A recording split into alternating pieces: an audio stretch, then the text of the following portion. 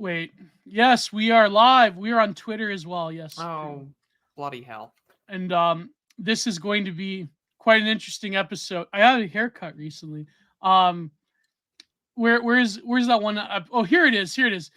Digital Archipelago is back. Improved 100% cool. So this Welcome, is ladies and gentlemen, to a welcome. memeable episode, number 69, Oh wherein god. Gio has decided on an ongoing meme of ours that we're going to review a television show that came out over 20 years ago Yes. of confirmed bachelors, abuse victims, alternative lifestyles, and all-around degenerates. Watch as we now spend the next potentially 2.5 hours, Lord knows how long, as we try to take on degenerate Cole and watch this man over onto my left here tell you how this is truly a theory cell and sociological gem. So welcome, everyone. I hope you're in for a wonderful time.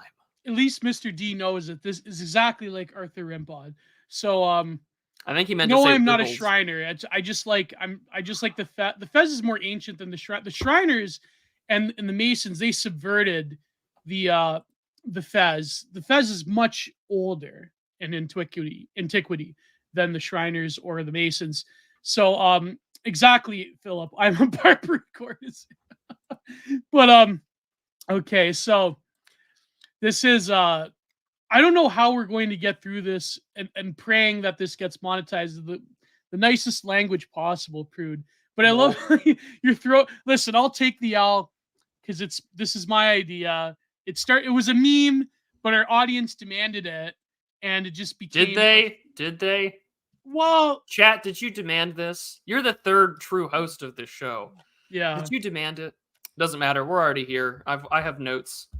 We might not cover the whole episode. Might not just be about KinK, but probably. I mean, most knowing how the show works, we only spend an hour on whatever main topic that we picked out for the week. The rest is Twitter drama, rambling news, and then the final hour to 45 minutes is super chat. So I think we're okay. We're pretty good. You have an hour of Cole, and then the rest of the show will be pretty interesting.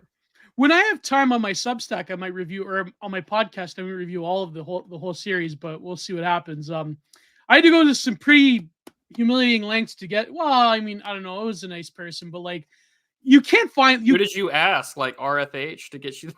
No. I had to ask. Never mind. If I didn't pay $300, it was linked to me by a very gracious, person of a alternative lifestyle. So I'm not gonna be too offensive, but I was intrigued by this series.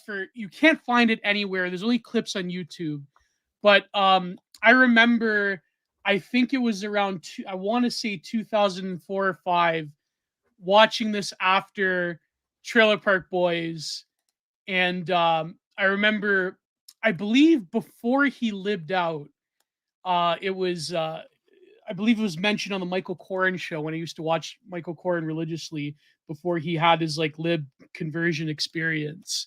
So KinK is a very interesting, and please need those super chats because this might not get monetized.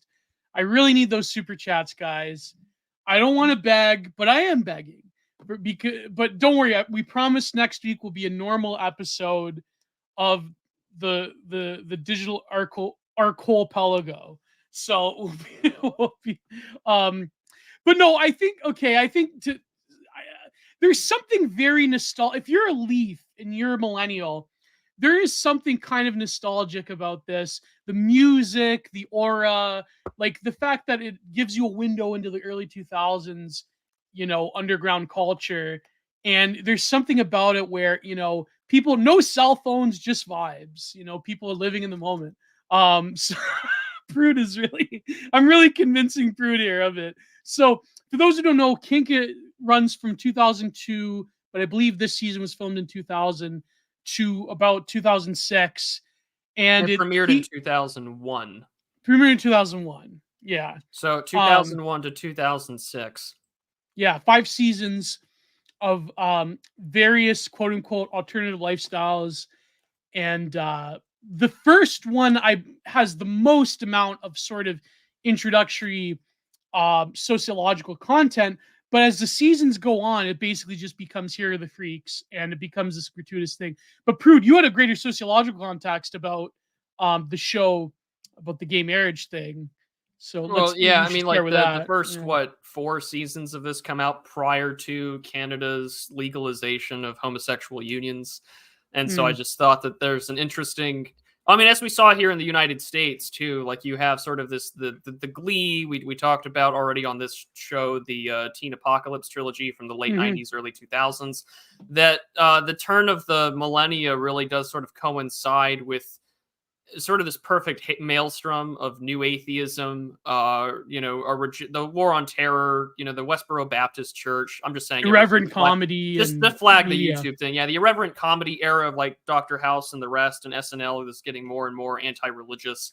And I think it sort of just coincides in this perfect moment in both the United States and Canada that you have a television show that is sort of trying to quote unquote personalize and make people empathetic to the lifestyles that these individuals live, while at the same time you're trying to get to that magical 50% plus one number of getting Hmm. the tacit approval from either in the United States the Supreme Court, or I presume this was done by an act of law in Canada. Yes, it was basically handed down by the courts. It wasn't a Yeah, vote or so I mean, referendum. it was you had a democratic fiat achieved by that magical. Oh, we see 50% plus one. We don't have to worry about anything.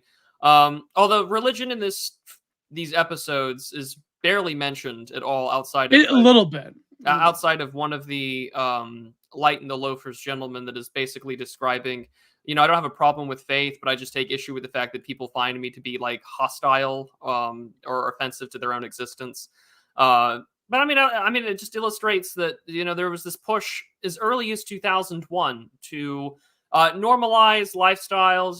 They had a parade of sorts, and people were already like, see, the KinK, Pride discourse was already there in 2001 Hmm. in Canada.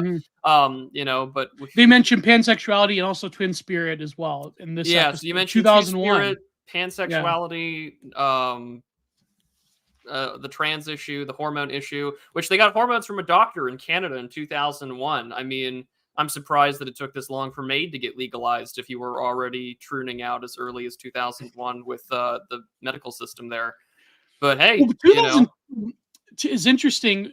Sorry, 2003. The second season of KinK is interesting because they actually go to Vancouver Pride, or yeah, and they show the first introduction of the trans being a bigger part of it rather than an oddity, and the moment where they're crossing over, and now of course the trans thing is even eclipsed.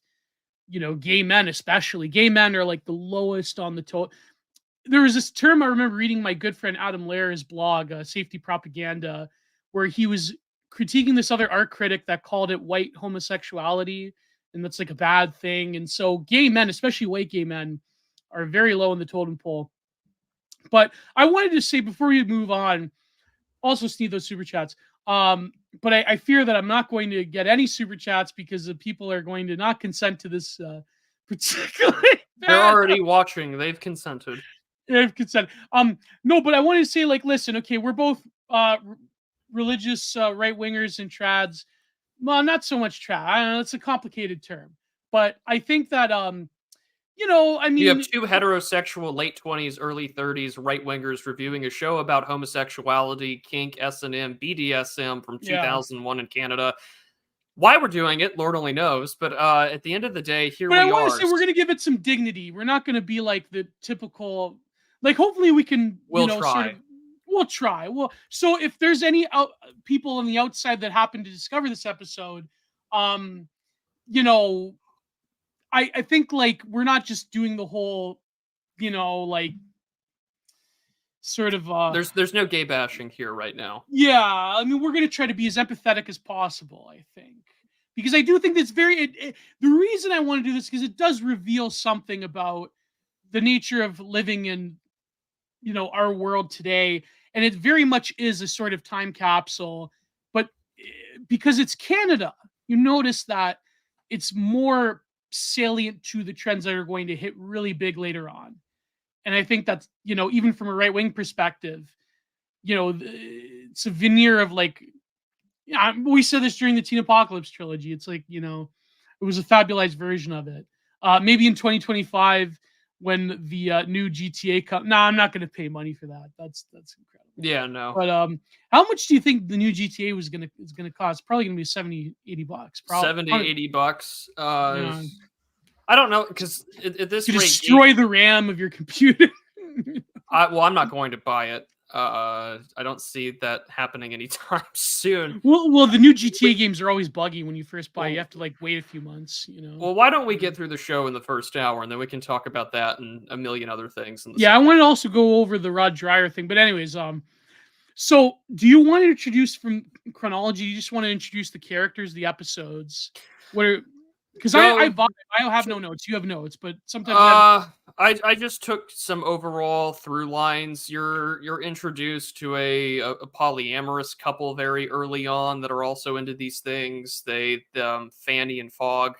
yeah, They're trying to sort of expose people to their lifestyle as well. They host sort of a night. They turn a nightclub into a dungeon-esque sort of club to get people to experiment with it. They're fundamentally aware of the fact that they are social outcasts, but they also have a dynamic that works. She's a body piercer. He also works at that shop, and he does all sorts of other stuff.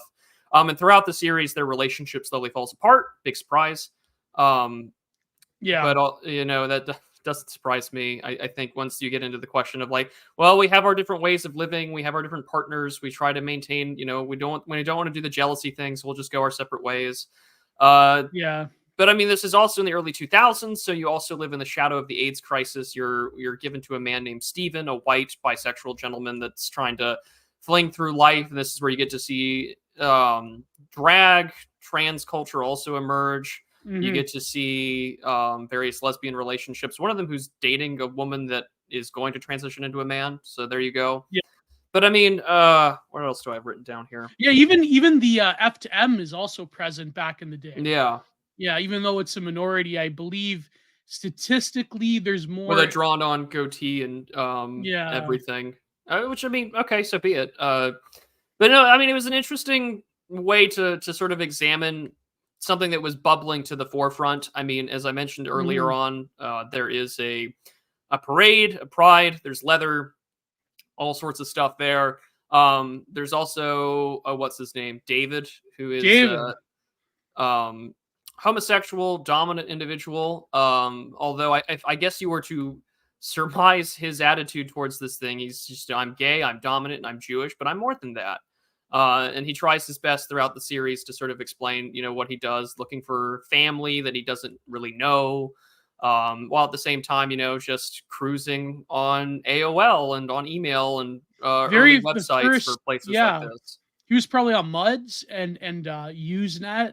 He that's another very interesting dynamic to KinK is because you do see the introduction of the early internet facilitating a lot of different people's persuasions and interests in ways that um I think led to nowadays where people live predominantly on the internet, or at least we do. And and it's very interesting how there's a sort of see the three interesting people would be like Pat, who is a sub, David, and of course Fogg.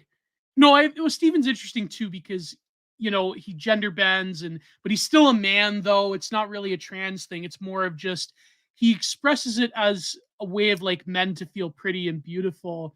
And he sort of was the beautiful boy archetype who was interested in fashion and when he was a kid and he grows up in an abusive home and he does have that Well, sort of you see that kind of story in almost all of these yeah, characters these are all real people, by the way. Whether or not they're still yes, alive or not, I don't know. I didn't do that much research for obvious reasons. But every time you get this little side cut, one-on-one interview with the camera crew, there is usually a rather depressing story hmm of yeah, abuse, both physical and sexual, either at a young age, constant childhood bullying, teasing, exposure to illicit substances and drugs at a very young age, constantly experimenting with things, single parent households, being divorced, having parents that are divorced that are very young. And Steven's mother is a lesbian as well. So, I mean, like, yeah, for if you're looking at this from like the social conservative trad position, you're kind of looking at this as sort of your checking all of the boxes for the socioeconomic factors that would relate to the likelihood of people acting this way. But at the same time, I think that there's an interesting sociological, I'm trying really not kind here. There's an interesting sociological thing to consider, that the technology was very limited. So this was still very quasi underground, or there was quote unquote a gay part of town, or there was a gayborhood. And I mean, like you'll notice this if you go to like Philadelphia, like there are certain streets and neighborhoods that are explicitly, that have little, well, nowadays they have a little rainbow thing on the street sign. You can say that In this was Tirana, it's the gayborhood, near Ryerson like this was a University. gay bookstore, that sold Marxist and queer A liberation leather books club, in the 1980s, or not a leather club. And I mean, so it was cornered off, it was cordoned off as well, when there was still a more socially sensible center that was holding a country's moral anchor. But now it's more public. And even then, right in 2001, you have a pride parade. You've got women in leather. And I don't recommend anyone watch this show if you were... if you happen to find it somewhere. I mean, it's you happen to hard find get. it somewhere, I would recommend that you don't watch it, because there was more than enough in there that I didn't want to see. No. Quite a few fat people in leather I could have lived without seeing. But thanks, Gio. Oh my God, yeah, I'm very sorry, Prude. Well, you could find a sufficiently humiliating thing for me one day to review, so we'll see. We'll see what happens. But no, I think that there is something interesting though. What was I going to say? Yeah, the upbringing thing, it hits all the boxes, but there's something that David in particular, like he talks about the difference between like old leather and new leather, like this sort of leather culture. Like I don't know if like modern gay people still have it besides nostalgia purposes, but it's sort of like the old school of like there's defined tradition of like who is the top and bottom and all that, and the new people, it's sort of like even within the communities of these alternative lifestyles, there's like change, and there's people who don't abide by quote unquote traditions, and I found that very interesting in a way. I mean, a lot of it is like David's interesting because there's one point in, I believe, episode 2 where he says, when he's talking about how he converted to the Baha'i faith, but he was still gay and that wasn't acceptable, and he tried to go through conversion therapy, and he said, what's more correct, God's desires or these desires that I have? I chose the desires that I have. And that was a very interesting a very interesting revelation in terms of the in a way, it's like a what is that famous Jordan Peterson quote? Rebelling against God for the crime of being born, or something like that. It was one of the only insightful quotes that he ever had. And I don't even think that's an original Peterson quote. I'm pretty sure that's crypt from Dostoevsky or Milton. Yeah. And so, David, he's an expert on this topic, on the subject matter, and he's looking for a quote unquote son in BDSM culture. The son is like to a bear is like so so there's a dynamic of both power and subversion and desire that runs through almost all of it in a way. And you could say that like when they keep to themselves, and there's something to it, and there's always been these proclivities in human society with a minority of people and so forth. But then like what's very interesting is the jump off to that and being more or less left alone, and like mass social acceptability, or the demand for acceptability, which I find very interesting, and how like nowadays it's so mainstream that even like the most plain and vanilla of like bourgeois middle class women, they read like dark erotica on Book Talk, and it's like there's something going on there. You know what I mean? But this is why I think it's very interesting to look into this media, because this is really ground zero of it, where it was like this edgy documentary from Showcase, and Showcase was always seen as like the edgy network, kind of like HBO in America, and it's like, you know what I mean? So, but now it's like this kitschified thing that's everywhere. But yeah, I'm just rambling right now. You go ahead, Prude. It's just I think you have a point with respects to technology, right? Like MUDs or Usenet or AOL chat rooms or emailing or perusing some very early websites in that respect. But I mean, nowadays it is so prolific and it is everywhere. I mean, this is sort of the consequence where you go back to those memes prior to the Obergefell v. Hodges ruling coming out in America. They're like, oh, well, if it's legalized, all these like terrible things are going to happen. And they were all laughing and saying that no, none of these things would dare happen. And even the dissenting cases inside from, or the Supreme Court, the more conservatives, Alito and Clarence Thomas, were basically saying you have now opened up a pathway to things that there will be unforeseen consequences, and here are what those consequences are. They're not so unforeseen. And I think that, when you're exposed to it on a level that wasn't just a shocking, wow, this is a whole alternative lifestyle that they're putting up on television, to where now it's just everyone and their mother is either into S&M or is being into kink or is being into X, Y, and Z or has a secret double life or whatever. You've normalized it to a degree that where the idea of normalcy, or I guess what you would call vanilla, is again, you're the low man on the totem pole. It's like being a hetero. It's like being a white man who's gay. Like you're basically straight in their eyes. And bisexuals, of course, don't exist anymore, because I think the trans issue has ruined that to a point where it gets memed on. They by, have a like, little bit, the normies. biphobia thing. Well, yeah, because they'll tell you that, oh, if you're bi, you just haven't fully come out of the closet yet or whatever. And that's something that gets brought up in like the very first episode or so. Yes, yes. But again, like, this is just, I think that the greater point is the technology, that this is now accessible. And the more closer and closer we get together in sort of this great global gay neighborhood, like, welcome to the global gay, gayborhood. Yeah. Marshall McLuhan just spins in his grave. But, when we're all in such close proximity to one another, we're more likely to be angry. We're more likely to be disgusted more easily.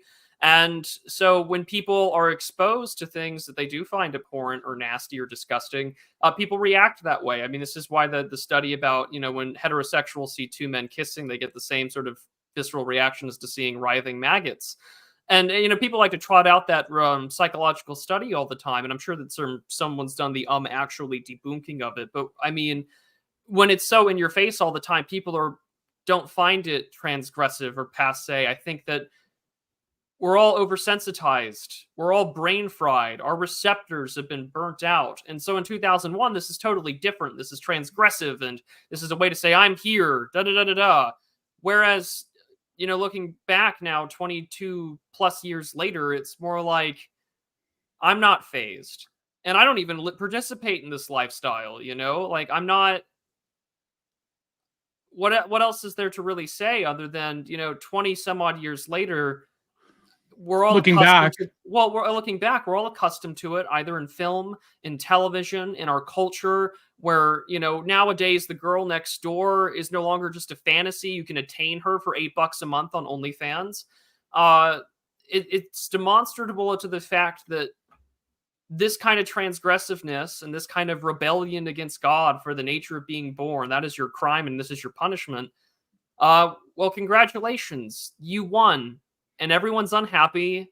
And we're now having the FDA in America talk about, preemptive doxycycline as a morning after pill for debaucherous non-heterosexual relations, which will only create superbugs. And we already have that problem with gonorrhea in America as it is. And then the whole flash in the pan that we had in the States with monkeypox. Like, I mean, every time that we try and normalize something comes up where we're brutally reminded of the reality of that. And that was the thing that sort of caught me up about the show, where it's like, oh, the shadow of AIDS, or the shadow of, actually, we do a lot of cruising, the liberal myth of that. Well, yeah. A lot of the bondage culture was a response to, like, how can you have a sex erotic without expression without actual penetration. So I think, like, but yeah, well, I don't know. Let's should we talk about Pat a little bit? Or you finish your rant, Prude. You finish your rant. Yeah. No, well, I'm just, other than to say that, like, this has been 20 years ago, this was still beginning to be normalized. We were fundamentally aware of the fact, even in the 80s and 90s, like, we were fundamentally aware, like, the popular culture and the masses normies or whatever you want to say was somewhat aware of the fact that there was this terrible disease that was primarily affecting drug users and those that were engaging in risky sexual behavior, but almost never really the larger heterosexual mass population. And even then, right, that still had a huge culture because we have this desire to always lift up the victim. And those, and, they'll say that Reagan's a mass murderer. They'll say Nancy Reagan in particular for some reason. Yeah, right. Because they didn't do enough about AIDS or whatever. And Saliform is where I first heard of Dr. Fauci's name in the HIV crisis, and that's when I knew we were all screwed for COVID. Isn't that depressing to think about? You notice how there's also the pattern that he has of like hardlining one particular drug above all else, and then but well, let's not mention too much about that. But sidetrack. Yeah. So but I guess there's just a strange world. It's just looking back 20 some odd years later, that culture is still around. It still exists. It's not cordoned off into a neighborhood or a small section of the internet. It's in everything. And I mean, even Michael Knowles of the Daily Wire was just like, hey, like back in my day, Prawn used to be just, It used to be straight, And I used to watch Ron Jeremy film. And that's still bad for you. But I mean, even Michael Knowles was just like, oh yeah, we have people at Pornhub saying like they inject gay and trans stuff into like straight porn. And it's just like, yeah, well, is anyone surprised that this is the natural consequence of sort of like the cultural direction that we went on? And I mean, it's easy to say that with 20 plus years of hindsight. I recognize that, but you and I are both in our late 20s, early 30s, and we can sort of have this through line, this K line of memory where we can drag through and recognize, from token gay character to like main gay character to now we have gay rom-coms to where, I mean, yeah, some of those films definitely failed, like Bros and whatever, but like there has been, and I mean, it's also like really oriented towards like the white woman mind. It's very pernicious. I'm not blaming white women. I'm just noticing that that's the target demographic.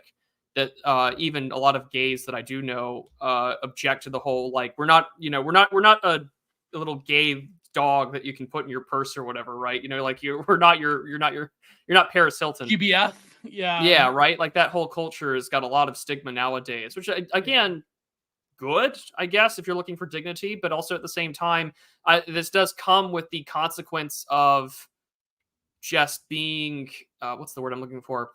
It comes with the consequence of commodifying your identity to a point where, we have X number of genders, we have X number of identities. It's the way that you can do this. Other kin, like you and Kathrine were talking about all this stuff too. And it's just an illustration of the fact that there is, this is the consequence of when you sell out, I guess, yourself and your identity. And when it becomes a great big commercial hit, lo and behold, you get 6 seasons of this, gay marriage legalized, and now it's everywhere. And I guess that's really the end of my rant there, but I think it does illustrate a big problem that we have. Well, I think when you bring something from the margins that was transgressive and artistic in some certain ways, and I mean, when it becomes this like mainstream thing, then all of a sudden, not only is it not shocking, but then it's sort of like what Baudrillard, in his thesis after the orgy, like we have to make up transgression as we go along, or we have to pretend that sort of like the previous forms of transgression are still pertinent and there's still like a moral majority or whatever. But I think what's interesting, I mean, well, Pat on the show, she is, a sub, and she's like has a degree in psychology and so forth, and she describes it as like a religious experience in a lot of ways, which, I mean, if you look at, even in the ancient world, before Desaad, there was precedent in certain regards. But another thing too, what's interesting about Desaad is that that really isn't what Pat is describing in the show. Desaad is something else. That's like pure domination. That's Horkheimer and Adorno talk about it as like the machinations of capital and so forth. Whereas like this is more of like there's a different level of connection and you're sort of giving over your power to someone else. And that's in itself like a ritualistic thing. And It's Well, it's it's also a not like very intimate thing. Like you trust that yes, person, yeah, and I mean they make a big deal about that in the first 2 episodes when they're introducing these characters. Like there is uh an increased level of pleasure or intimacy and knowing that you are with intimacy someone and that can yeah, harm you but never hurt you.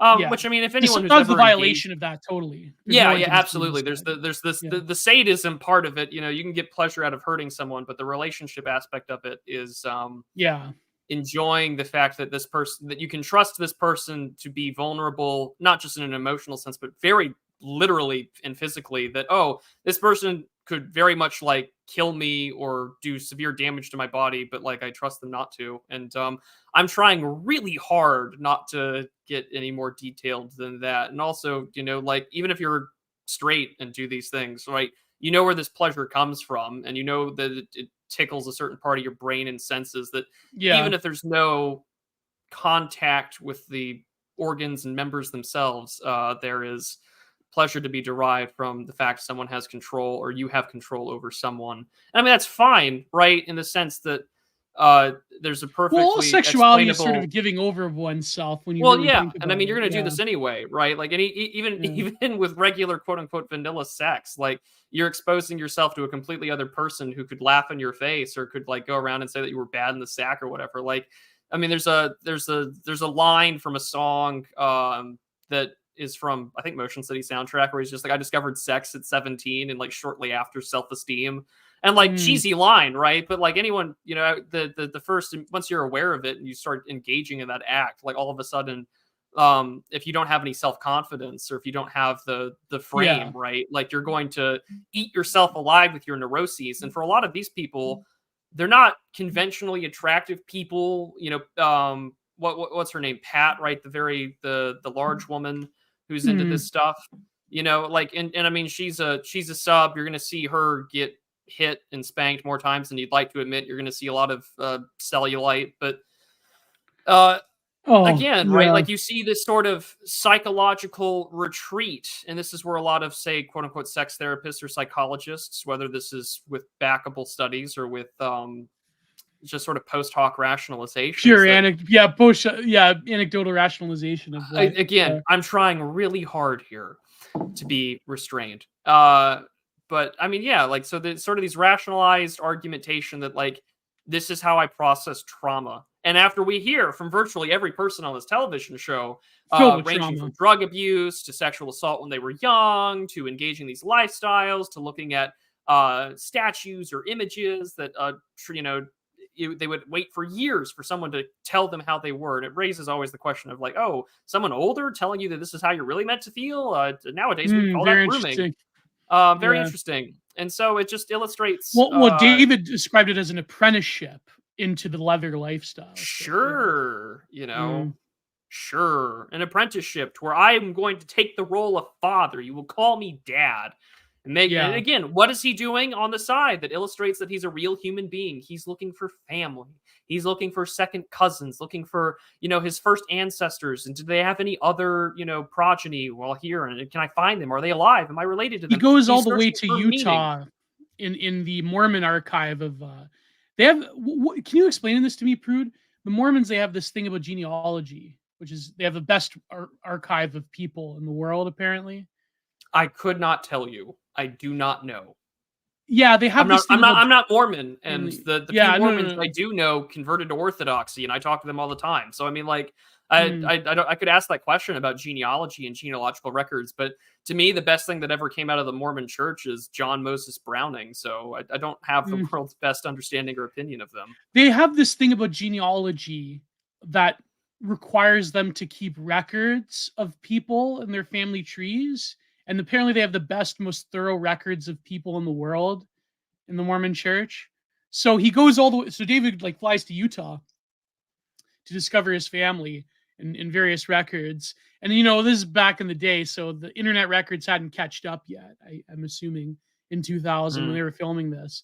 So yeah, so that is a weird obsession he has, being detached from his family, but also the quest for family. And then he finds this sub from Ontario that wants to be his son or whatever. And you know, it's a very interesting very interesting dynamic there. How there's a reversion, the repulsion, but also like the sort of quest for wholeness in a way that is expressed through very lurid forms of BDSM. And yeah. Do you have anything more to? I'm trying to like choose my words carefully. It's very but nevertheless, yeah. What were your notes that you wrote about it, or The only which other episode? notes Yeah. that I just sort of these through lines was just like the collapse of polyamory. The both of these older the older couple, Fanny and Fogg, pursue younger partners, which I Hmm. thought was particularly interesting. She pursues a younger man who's a little more, I guess, more flamboyant.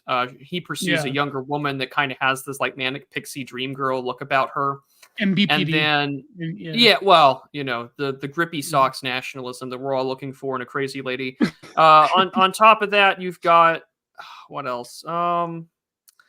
Oh, of course. Well, again, literally the discussion over just lesbianism. Arguably, to me, that was the most interesting thing out of the show because Really, just sort of really. well, because well, I mean, there's there's lesbianism that's portrayed to like heterosexual men, right? Where it's just like, ooh, women, you know, um, Hmm. and it's just like two hot heterosexual looking women, like performatively getting it on for yours truly, my pleasure, which is like the greatest way to just cuck yourself. But in this instance, no, it was more of a hi, like I am a tall, awkward, overweight woman that literally calls herself a dyke. And, I didn't have the greatest relationship with my parents, but they kind of understand it now. And then people, and this was the more interesting thing, was sort of the T question. I'm sounding like Basil now, but like, you've got the TQ being brought up of like, oh, if Hmm. I'm with a woman that wants to trans into a man, very Is interesting. that Like still the being a language, lesbian? Yeah. yeah, and like the language from like 20 years ago. How interesting. Not much has changed, Mm. and yeah, it's just a funny, not funny, interesting, I suppose, way of like actually no, this is what lesbians look like, are very mannish people, that are in a far more performatively masculine idea of a relationship. Like Hmm. we meet this woman with very short hair. She's into leather. She's trying to dress like a ruralite, and she's got a giant ass pickup truck. And it's just like, there you go. I feel like And that's a can I much more mention honest. that? Yeah, go ahead. Yeah, the physiognomy of a lot of these people, very, very old school Canadian. Like if you've been in Canada, like you've seen Anglophone Canada, like very strong face, very Anglo features, that accent. But yeah, sorry, go ahead, Prue. I just had to mention that. You don't see much Canadians like that nowadays who are like under the age of 30. So but Well, yeah, go ahead. it's how I felt with like the when we were first introduced to the David character.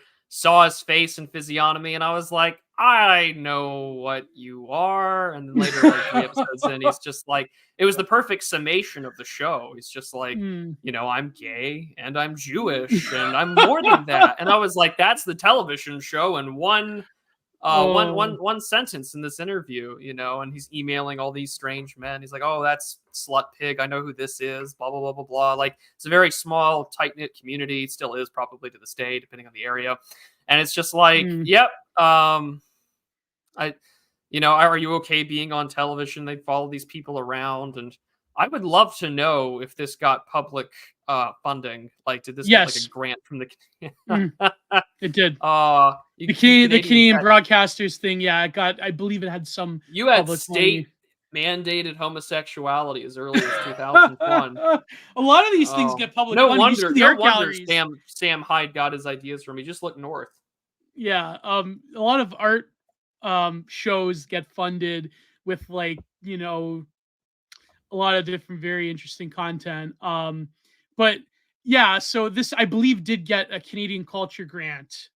Like most showcase and most CBC shows get like culture grants, we call them here in Canada. So make of that what you will. But a lot of they travel too. I believe one season is in Vancouver, another season is in Alberta, and another season, I believe season 2 is in Ontario. They show Clifton Hill and Niagara Falls, and I'm like, yeah, I remember back in the day in 1999 how Clifton Hill used to look like. So I guess it hit like a nostalgia thing for me.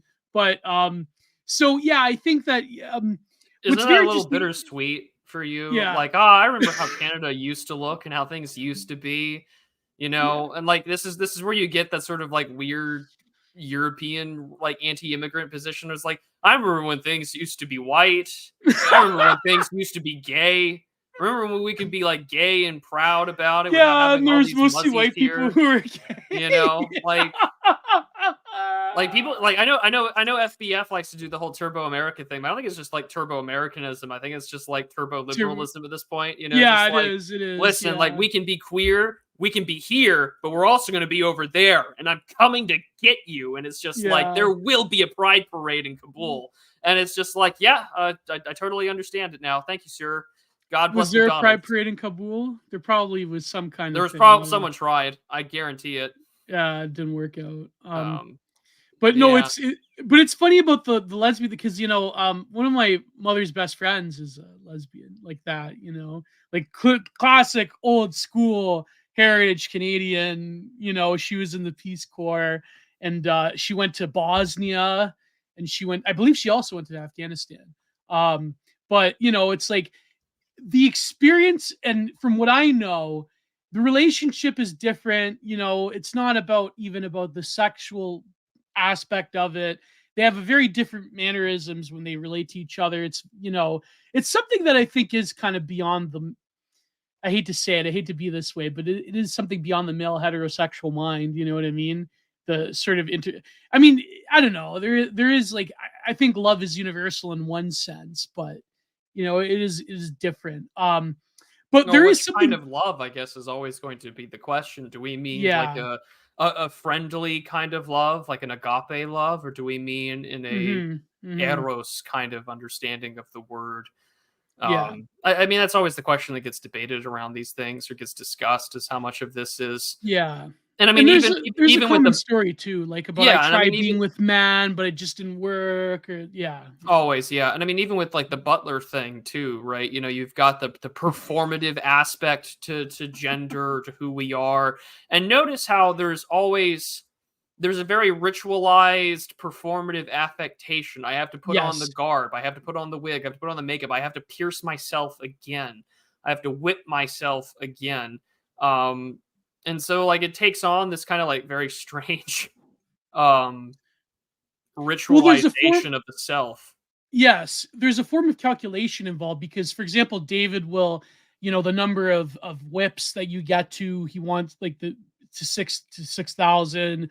Or there's the lesbian BDSM couple where she arrives on Friday night and she like the whole weekend is this performative thing where it's like I am the sub, you are the dom, and I do whatever you want to, and I don't expect like I don't know what's gonna happen, and it's like this very like there has to be a sense of performativity within a supposedly what we would I mean even the word natural is like in those communities in academia is very exclusionary and reactionary and evil right wing, but let's say for the sake of our Well, sake even the word normalcy is considered normalcy and natural reactionary and right wing. sexuality. But I mean, not just even Yeah. in sexuality, but I mean the discourse over quoting like over disability. Like most people I know Mhm. who are, and I know amputees both from my regular job in the nonprofit Really, eh? sector, but like I also know a lot of vets. Oh, that's why. Yeah. And Yeah. maybe it's because they're from the military, and it's a little different because those guys were in situations where they did lose body parts. But I mean, the word normal is an offensive term to them. They're like, yeah, I wish I was, but I made life Mhm. choices that put me in the line of fire. But I mean, for like accidents or birth defects, it is different because like, but even the people I do know, and this isn't, I'm not disclosing anything that's private, but I mean, like, our friend Yiz the eunuch is an actual intersex person, Yes. like a Mhm. very rare sort of issue of just how we're born and what presents itself. And I mean, like, she And she she is a struggled with it her whole life, she struggled with yeah. it her whole life, Yeah. but and like at the same time, like she's a wonderful woman and she's a wonderful person. That's who she is. And but I mean, that's also the word normalcy around her. I've heard her use it, like it's not Mhm. it's not. But again, I guess it's a little different when she's a little more white positivity, white, identity politics type person. But it does illustrate, I think, a key way in which the language has been so weaponized, or Yeah. you're walking on a proverbial eggshell on these What I things all like the about time. Yiz, though, what I like as a side, though, is that there's no like Blair White sense of tokenism where like Yiz is who she is and The hate that's it. section.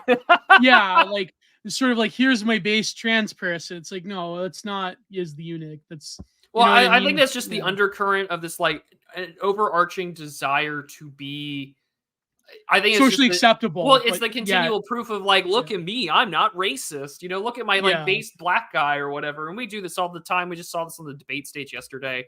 Oh, We yeah. saw this. It's the running gag of like, what do you call the one black man in a room full of 100 Republicans? You call him Mr. Chairman because they always elevate him up to the position. And I mean, Well, we let's do this. save the debate. I want to talk about the debate later. Well, yeah, That's yeah, yeah, but yeah, it's just there's this tokenization impact of it all, and I mean, when you only look through things again through commodified tokens of what these things actually are, yeah, you're gonna be brutally hit in the face when that's what's gonna happen.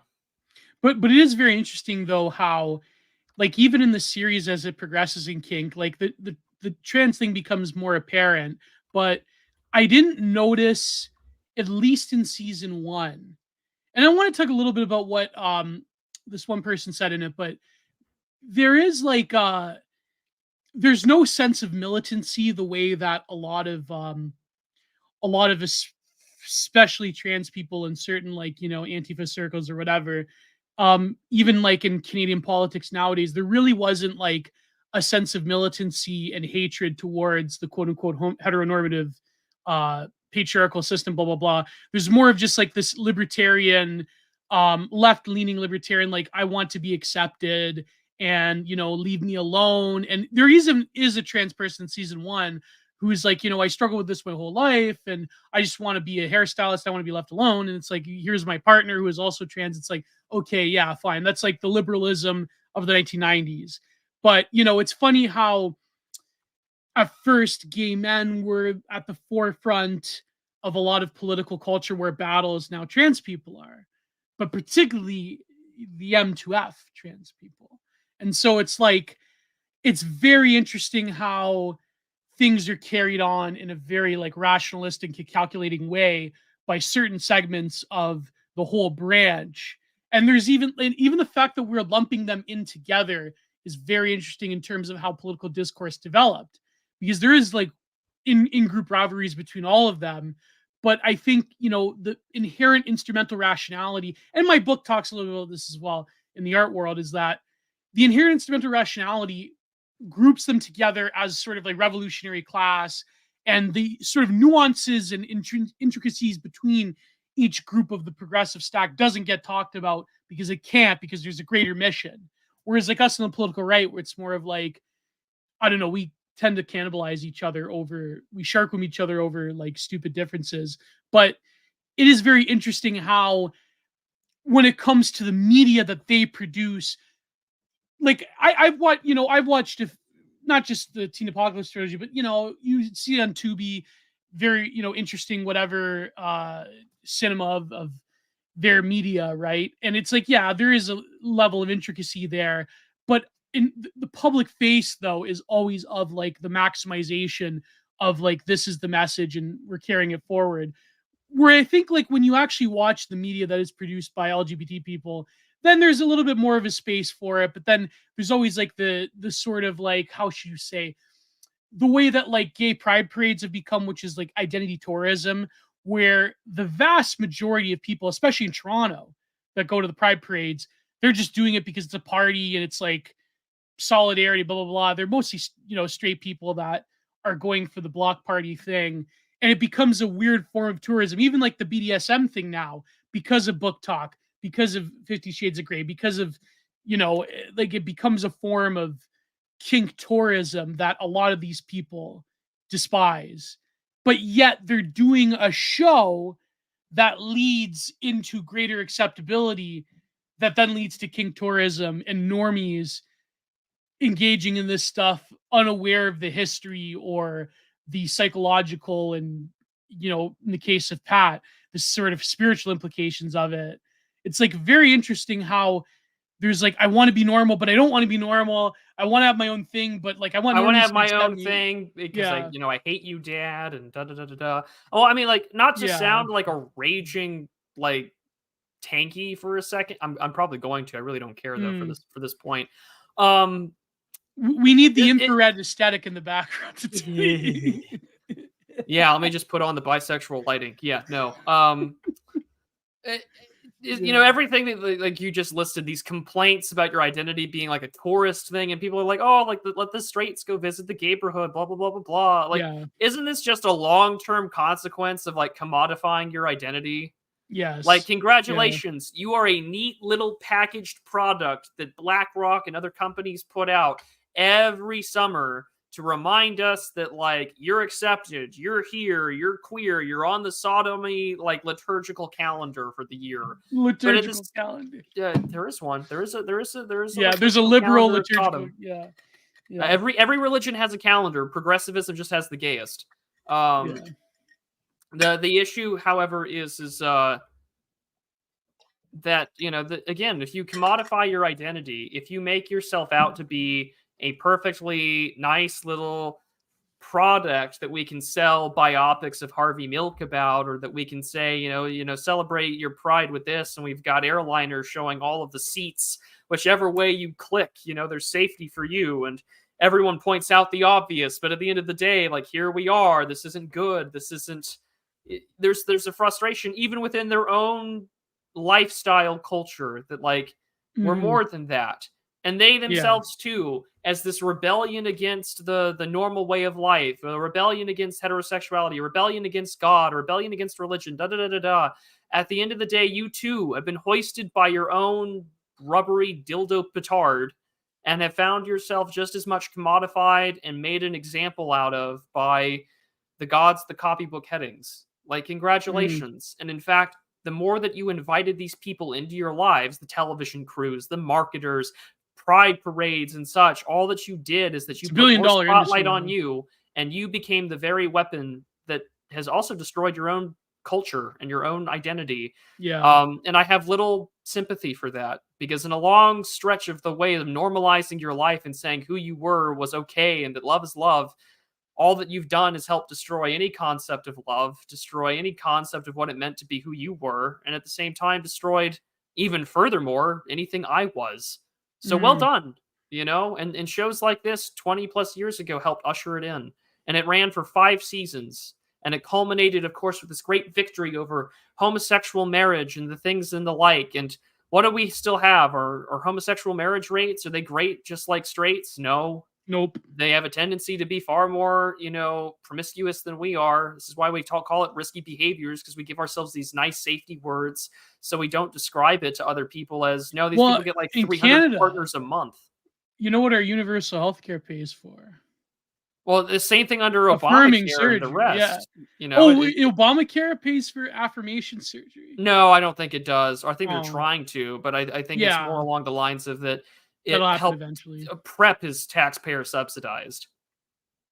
Oh, yeah, of course. So, But I mean, congratulations, mm, you pay for that that's shit. a well, I guess they could package as a safety issue. But anyways, no, but yeah, I think to go back to the show though, I mean, um, there was that like one there was that one friend of Steven's where he's like, most people, heterosexual people that reproduce and have families, it's like they're sort of like their engagement in life is over, whereas like us, the twin spirit people, where the masculine and the feminine, and we get a whole lifetime to mediate the experience of being alive. And it's like I The was thinking, yeah, experience and of being some, alive and single, and but the but thing is, like, you in look a at those yeah, people, and they're in their mid 50s. Some of them are in their mid 50s, mid mm, 40s. They're older. They're living a life that, I mean, are you gonna if your life is solely dominated by pleasure. these behaviors and these acts and who they are, when do you settle down? When do you stop? Mm, When do you do these things? And the answer is you really don't. I mean, I know yeah, some people that have. I had a good college professor who was a comm professor who was an older gay man who had lived and seen some shit. I mean, he told horror stories of the AIDS crisis, which is depressing. But I mean, he settled down with a middle-aged, also gay man, and at the end of the day, like, they tried to live a life, but again, it's because they were old and he had walked with a cane. They just had to care for each other. But I mean, like, if your lifestyle is totally, and your life and your identity is totally just this, you lose out on any greater meaning, I think, relatively quickly. And I get it. I'm straight. I'm never really going to know, No, how what you I was view going to things. say, But hey, to yeah. be charitable, there always was philosophic types that can't conform to Oh, of normal course. normalcy. And I think that's what he was trying to get at. But at the same time, it does kind of like, it does kind of smack when I heard that of like, I'm of this like very, kind of like subversive identity, and therefore it's like I'm an aristocratic type, and the vast majority of breeders are sort of not. They go through life unconsciously, which I mean, yeah, I'm most an people. aristocrat of the soul, but Yeah. But at the same time, though, now that these identities have become like more than mainstream, then it's like, you know what I mean? Like that, then that claim towards an aristocratic sentiment that probably, like, let's face it, okay, there always was gay men, and a lot of them, a minority of them did a lot of great feats in terms of philosophy and science and so forth. But but nowadays that it's become passe, then it's like really that sort of aristocratic pastiche is gone, and now it becomes and I hate to say it, I hate to say this, Prude. I'm probably going to piss people off here. Um, I think that when it comes to contemporary, like, right wing discourse, people criticize the alt right for this too, or certain ideas of it, in that you're trying to create a language that is in some ways mimicking that of certain segments of the left, where it's like, well, we should have our identity too, and it's like the asking to, like, asking for us to have our shared space and inclusivity, and it's like, and the whole like trad thing, like, it recently I came mean, out about, like, I know, having I children. kind of It's agree like with this this take. fetishization of having children. It's like that Sovereign Bra post of like the AI generated, like, Thomas Kincaid woman breastfeeding her kid. It's like that becomes a form of fetishization of like, see, we live in our heckin' wholesome communities. And it's like, no, the demand should be like, this is how it always was. This is normal. But now, because we're forced in hypermodernity to, become another identity group of like, this is my base heckin' wholesome trad lifestyle that also kind of is fetishistic, but not really, but we can't admit it. And it's like, well, women submitting to men, that's kind of like, that's a little bit BDSM there. It's like the way that we talk about, you know what I mean? Like the way we talk about these things, I hate to say it, becomes a form of fetishism. It's like very like, sorry, Well, Prude, maybe I'm no, just I mean, speculating. Yeah. I kind of agree with this. Right? Well, I mean, Right? okay, but let's go. It's not just this The moment of woman, the previous OnlyFans woman giving out her breast milk to the 3 guys that she lives with, for her husband's cool with living with 2 other guys. I don't know, man. I don't know. Something about it. Something about it. It's kind of like in the health grifting thing, and it's. Oh, I wasn't going to go in that direction. I was going to Oh give yeah, more but of the this breast milk woman, the woman that's doing the yoga, and she lives with 3 guys, but she's only with her husband. But they're tasting her breast milk, and the breast milk thing, and the trad, like, I don't know. There's something, I don't know. Anyways, you go Gio, ahead. what the fuck are you talking about? That woman, I don't know. I don't know who this is. the girl, the primal woman The who Shannon used to. chick? The JPEG Shan, lady? yeah, that her, yeah. And Isn't like she she lives married with with 3 a guys. child and moved to El Yeah, but she Salvador lives or with 2 other whatever? guys with her husband in some resort thing. Well, someone's gonna get murdered. Like, we already know how that story ends. Golly. No, but they're tasting her breast milk in one of these clips. Like 3 guys and her husband. So it's Oh, like, is that not like a fetish thing? Like, well, I yeah. don't know. Like, No, yes, it is. And there's the fact that they're accepted on quote anything on the right when she's a former like prostitute on the internet, and is managed to land a guy, and I guess she lucked out. She married up in the world. She's going to move to El Salvador. Thanks, Bitcoin, yada, yada, yada. But no, Yeah. I mean, let's go back furthermore to where conservatism used to be sort of and I mean, even sort of like racist liberalism of like the 19th and 20th century was just like the norm, like white male, sort of like that was the system, right? Yeah. Whereas nowadays, like, oh, oh, you're like a conservative. Like, what are you, Alex P. Keaton? Like, what is this? Family Matters or Family Ties or whatever? And like, you're Yeah. just a nerdy sort of like dork who thinks that like being an adult sucks, and like, having a child or being an adult's great. Having a childhood is dumb. It's the best days of your youth or whatever. And so at the end of it all, there's always been this argument from the National Review types and the rest, that conservatism's the new counterculture, or the new punk rock. It's been like this for years, That's what I'm decades, referring to. Yeah. decades. And so Yeah. now we have all this language and this term to express things because it's an in way to say you're part of the in group.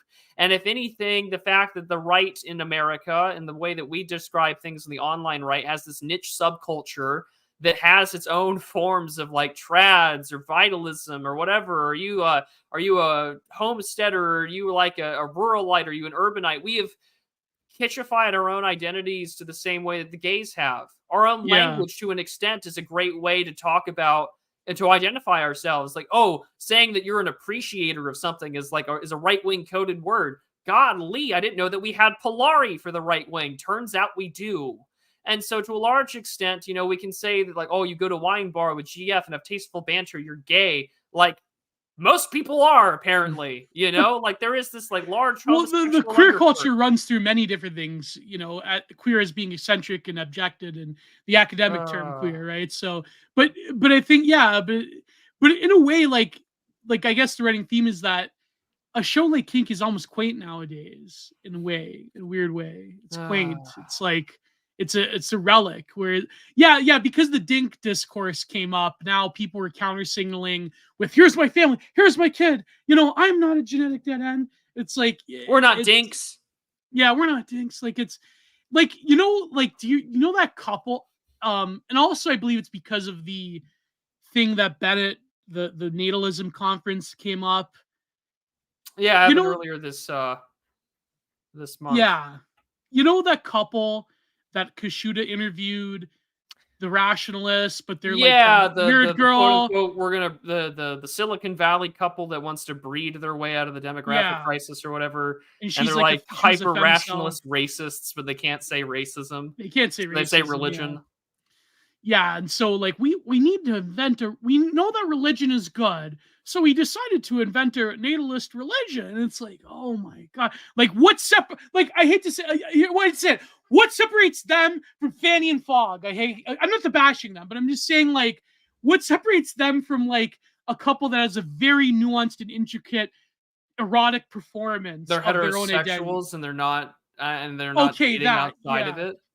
No, but like it's the whole like thing about like viewing family life as a problem to be solved with enough widgets, or a religion is to arrange to have the best, view everything if you view everything as a matter of technics, everything is about how many more widgets can we produce. Like, at the end of the day, they can say religion, and I think Kashuda, like later on after the interview, said, well, really what they meant to say was like racists, according to this study, are the most likely to have blah blah blah blah blah.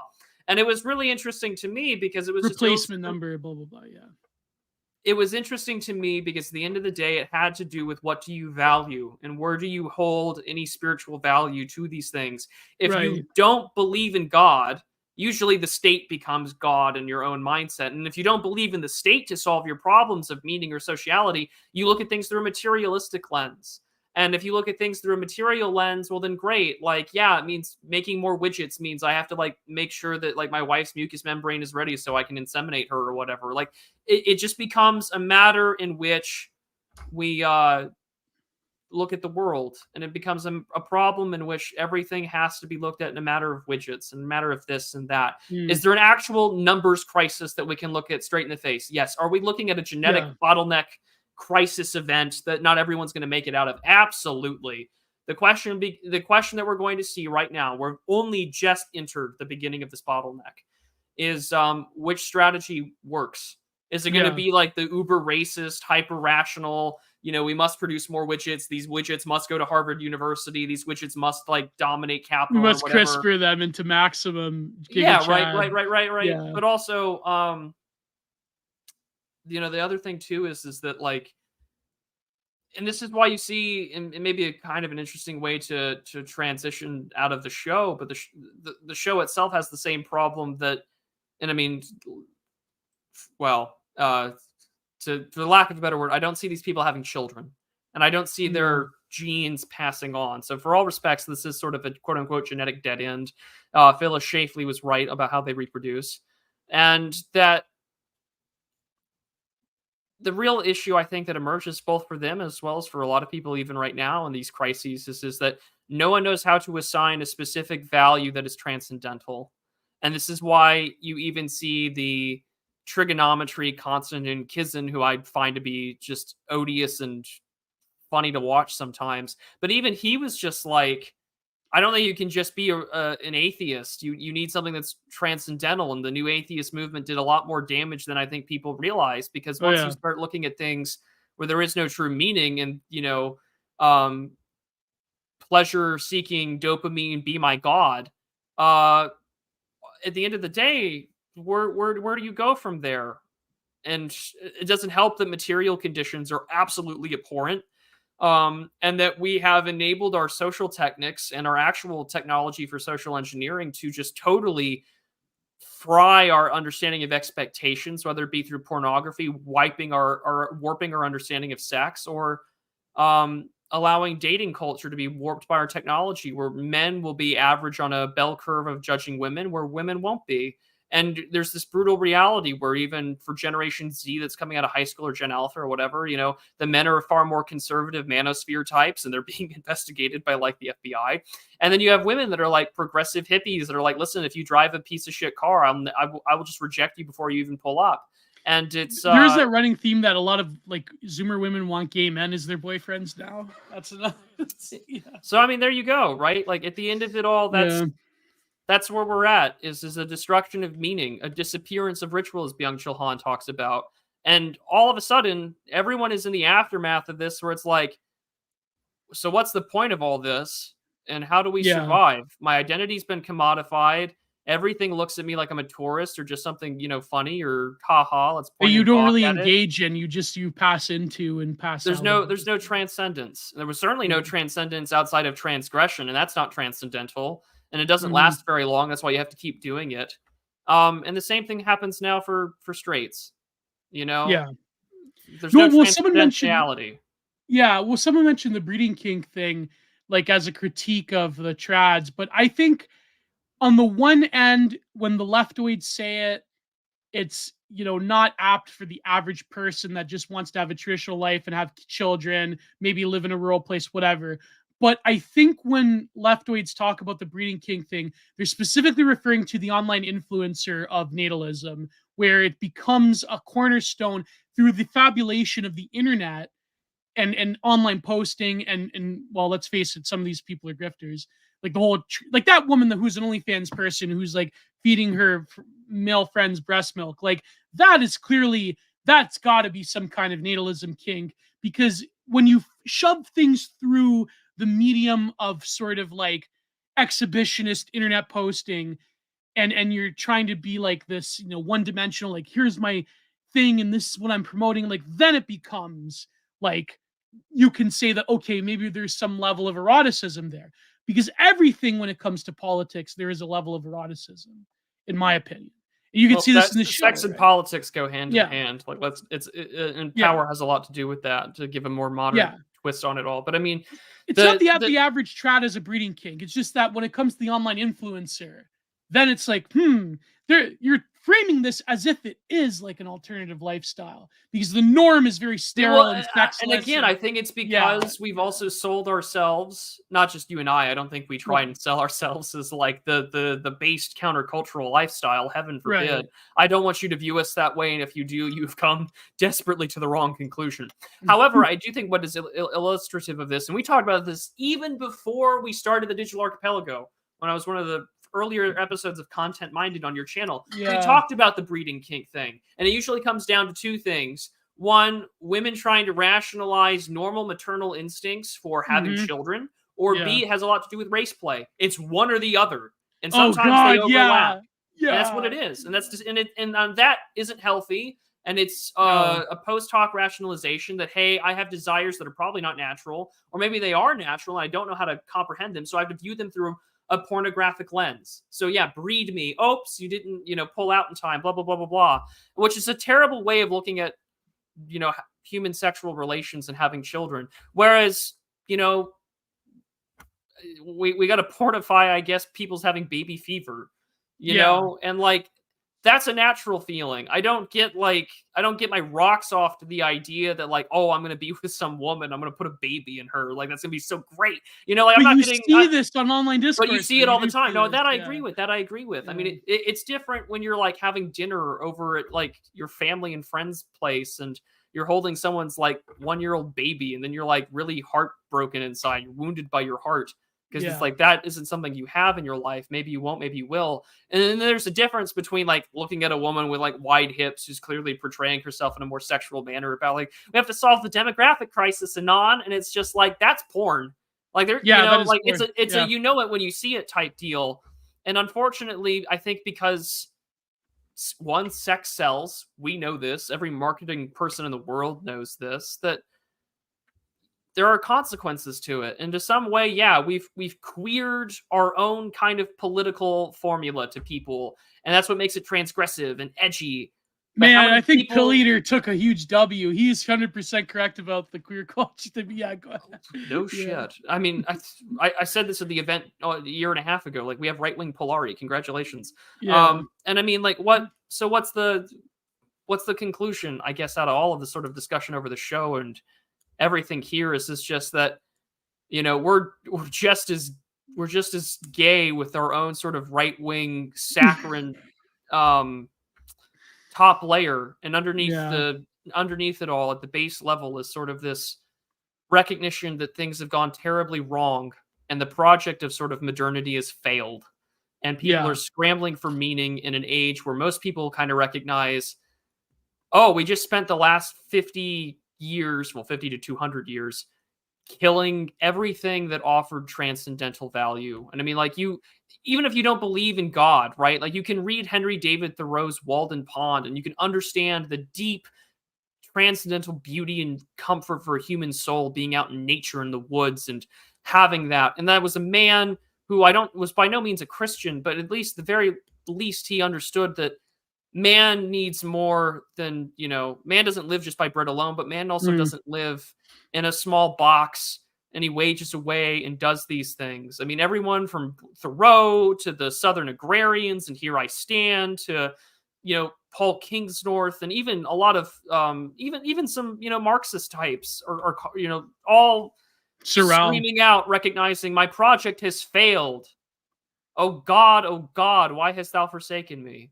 But unfortunately, well, when you really think of it, Prude, Marxism is sort of like a response to the Weberian like thesis of disenchantment in the 19th, 20th century. When you really think about it, because like now, like the human mass becomes a form of, I wouldn't say, well, I mean, maybe Walter Benjamin would describe it that way. Certainly no like materialist Marxist, but the human mass becomes a form of divinity unto itself, and like we can live in a sort of like eternal community. Like, in a way, when you think of how Marxism developed. Here's the thing, though. And I think this is an answer that Marxism tried to answer, failed, and virtually everyone else since then has been trying to answer, fail. How successful is apotheosis? It doesn't work. You can make a god out of yourself. You can create yourself a god complex. But when people have god complexes, whether you're a doctor or just someone really good at their job, most of the time you're just an asshole. Well, like in KinK, David clearly has that of like, my pleasure is like, I am a true God in this, you know what I mean? So, but also what's very interesting is that, KinK represents, I think what Canada has become like in terms of the global airport petri dish. What does it mean to have a social order that is a total free for all in the most starkest of sense, where everyone can do anything? And there's this very thin notion of Rawlsian equality plus harm principle. And it's like, other than that, it's like, don't don't.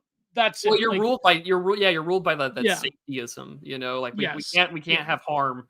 So and that gets taken, but it gets taken yeah. to the logical conclusion. We're like, oh, we can't have harm. We have to take away the risk of harm. But And even so in transgressing in BDSM culture, transgressing that, there is still safetyism, which is very interesting. You know what I yes, mean? Like, yeah, yeah. So no, but what I'm saying, like a social order that is based not just on safetyism, but like a total libertine fee for all. And a lot of like a lot of libtards, like I remember like that interview that Patrick covered between Fukuyama and Bill Crystal. He's like, yeah, if things that bad, I mean, people can do what they want, and it's people aren't starving, things and are there's that food. bad. Yeah, things are that bad. But like the point being is, I think like a lot of liberals, they like to pull back, and they're like, well, things more or less kind of work in like a secular free for all social order, but there's also safetyism, there's also welfare and blah blah blah. It's like, do things really work And no though? one's happy. Yeah, but no one's happy. Oh, but that doesn't matter because materially though, we're not starving. Yeah, yeah, but the food prices, not to say We that can we're yeah, on that level, a but million widgets won't feed you, and a million yeah. widgets won't make you feel good. Like why it's every time that we go about this, why do I say the same thing over and over again? When you look at the reflection on your phone screen, when you turn it off at night and you see your face, and there's that moment where you're not happy with yourself, that's the problem.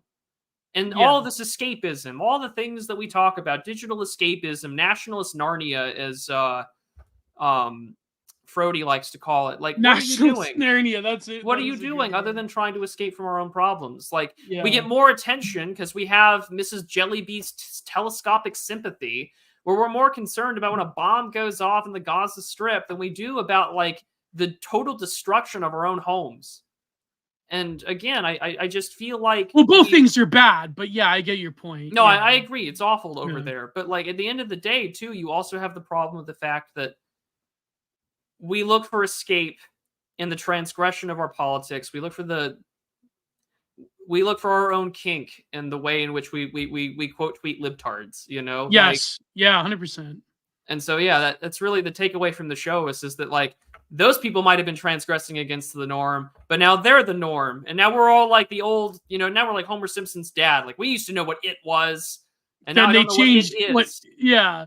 It'll happen to It'll happen to you. you. And it's just like, and it did happen to you gays. I'm sorry, it did. You're it now, and they're gonna find way more ways to do it. And so why do we Only call you're things? not it anymore. You're right. It's gay race communism now, and here we Yeah. are. No, And but not even the gays, they're not even it. It's the other ones that yeah, are it's the yeah. trans issue. Yeah. So So congratulations. This is why you get Twitter accounts like Gays Against Groomers, which is a total oxymoron. But like, remember that, kids? again, it's like what's very funny though. So moving on from the show, but maybe one yes, day when I have time, I'll cover it more in depth in my Substack or on the podcast. Um, but what's funny about the conservative, like you mentioned the Michael Knowles thing, is that it's not just to be like appeal edgy and like we're the new punk rock and counterculture, but there's this weird thing that conservatives have where they want to be accepted to a degree by the mainstream. And I believe this comes from William F. Buckley. But they also want please don't kill us. We can be kind of gay like you. we can be kind of gay, kind of even kind of trans, not racist whatsoever. And it's like, this like we're just like everybody else, but also we want like, other like more trad social rating. So like they have to like tiptoe around what they really want, but they also want to have this sort of like social acceptability that, they don't want to be seen as like country bumpkin low class Westboro Baptist Church, but also they want to be like, I guess what Presbyterians were in like Norman Rockwell America, where it's like we're kind of square, but we're not square. And it's like this weird thing where Gays Against Groomers is like, yeah, you know what I mean? It's like, We just want a little slice of Mayberry. Please don't kill us. We'll have a yeah. token gay. So I think See, like, we have Blair White. You don't have to kill yeah, us. It's pathetic. there is something to be said. I remember, and listen, I hate this person. I hate every single bread tuber. But there is something to be said. I remember there was this debate that Blair White participated in where it's like, if you're a trans person, but you're also like this sort of like Gerardian, like weird reverse scapegoat where these clearly right-wing people are bashing you, but you're like, he, ha, ha, ha. It's like, why would you put yourself in that situation? You know what I mean? Like, it's like, I understand from a leftist or from a trans perspective, why would Blair White do that? It's a weird sort of like, it's sort of like women who are part of the red pill manosphere. It's like after a certain point, yeah, it's pick me behavior, but it's like you're clearly just bashing women to appeal to men. And it's like this weird hee hee ha, I'm a dumb woman. It's like, don't you like, yeah, like Pearl. It's like, well, Pearl, there's something else going on there. Pearl clearly hates most other women for other reasons. But it's like this weird, like, if you're a woman, don't you want to kind of defend other women? It's like, if you're a trans person, why would you sit there and be a bullet magnet for the frustrations of trad people or for like conservatives or whatever? It's like, my point being is that don't you have dignity after a certain point? I feel it's not that I'm simping wrong. I'm saying like, don't you have dignity as a woman to be like, okay, there's clearly these like grifter, like PUA people that you're on this podcast with, and you're like taking it. It's like something about it, just like, you know, it's like it's like a male feminist being in, you know, academic feminist circles. It's like, don't you have dignity for yourself as a man? You know what I'm trying to say, Prude? Yeah. Yeah, it's like that's why I don't like this whole thing about like tokenism. It's like, have some fucking dignity. Have some like, you know, not to say that you should be like a rat, like like Blair White should become like a total like trans activist, whatever. But I'm saying like after a while, like, you know what I mean? Like, yeah, it's very transparent. You know what I mean? It's very transparent what Blair White is doing. It's very transparent what all these conservatives, like gays against groomers people, are doing. And it's like, have some dignity for yourself. You know what I mean? Like, because a lot of it, Prude, a lot of it, and you'll agree with this, a lot of it comes from the inability to be politically honest with what you actually want because of tiptoeing around consensus acceptability. And so, you know, conservatives should be like, they should be like Pat Buchanan, be like, you know what? Yeah, this is degenerate. I don't agree with it. That's it. Don't be this whole like, whoa, this is my base gay. This is my base trans. It's like, I don't know. It's just, yeah. You know what I mean, Prude? Oh no, I agree. Yeah. And I feel like I'm abusing you on this show, Prude, by subjecting you to this stuff. I'm sorry, man. Oh, I feel like because you're one of my best friends in this life, you know, and I feel like, you know, I don't want to like. So you know, I'll we'll carry on. we'll carry on. Yeah. But no, I know I do agree with that. It's just that there is just, well, there's also because you're kind of held prisoner to yeah.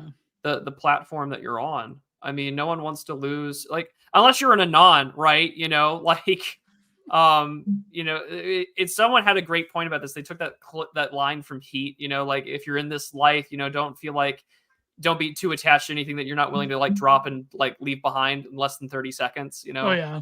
Yeah. If you're going to be doing this thing on the internet, you know, don't feel bad about an account that you're not willing to lose in less than 30 tweets, you know? And it's, people I think are prisoners to the platform and prisoners to a system. You know, like, I'll never expect Michael J. Knowles to be like, you know what? All this is gay, queer, degenerate trash. And the best thing that needs to get doing is to start like burning it to the ground. Like, I don't You're gonna expect at least outlaw gay marriage. Will Michael all say that? Outlaw gay marriage? I don't know. Probably not. Well, like, maybe. And you know what? No, him maybe. and Matt Walsh would probably be pro for saying gay marriage should be banned.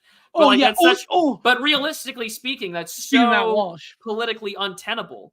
You know, 100%. It's the same thing. It was the same thing that we saw with like the trans stuff in the debate yesterday, where it's like, well, I want the whole transgender ideology thing to go away. And I'm like, you're gonna have to pick a realistic battle. And I know that sounds dumb because every hill is a hill worth dying on for your principles. I don't think we should ever be willing to sell out on what we believe. But I also live in a world of political reality to where like I got to work with the whoever's the shitty avatar of my like ways for political paths forward. And unfortunately, like the gay marriage issue or like, you know, anything related to this stuff is probably something that they're not going to prioritize. And there's this point made about how do you escape the culture war framing? And I feel like the answer to that has been, as of late, to escape the culture war by just having like a competent company product with a competent Yeah. company culture to evade, or to that isn't, you know, gay or whatever.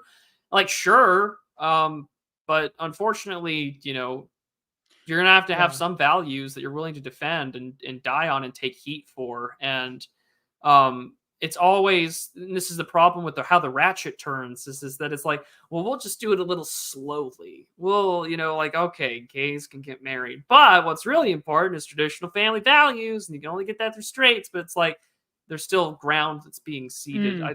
I don't know. I haven't fully fleshed all these thoughts Or out. even like critiquing it. Like, did you see the Daily Wire cartoon they're coming out with? It's like, we're gonna be like Family Guy, but anti woke. It's like, okay, yeah, animation style sucks. Well, it was Not even proper voice actors. well, Aiden Paladin had a point about this, because I think she watched the Lady Ballers movie that they had. Oh my Which, god! Don't long story remind me. short, men get it into women's sports, da da da da da. And she's It's like The Ringer, but with trans people instead basically, of, right? You know, but she was like, you it's know, overly differently abled political. people. It's overly political. Any jokes that were there, sure, some of them land, but the rest are really bad. And it's so hitting me over the head with the messaging. What's the point? And it goes back to the issue of, you know, conservatism and art and whatever. And it's just, if your answer to liberals rationalizing the chaos of their own sort of degenerate pathways into their own form of utopianism or chiliastic orgasm, then at the end of the day, you know, we're in a position where your answer is like, oh, we're just gonna make a movie that like doubles down on our like talking points that we make on the Daily Wire every day. You're not doing anything, you know, you're just making your point worse. And you're Yeah. just giving them more rational, like more arguments to rationalize, like, oh, conservatives can't make art, conservatives can't do this, they're just natural born losers, there's always been da da da da da. You're And it's just naturally like, creative, and yeah. yeah, so like there's no point, you know? Yeah, there you go. That exactly, Loth. Yeah. What if I take a liberal medium and make it something conservative about it? Like, yeah. How well has that worked out? You know? Yeah. How well has that worked out for us?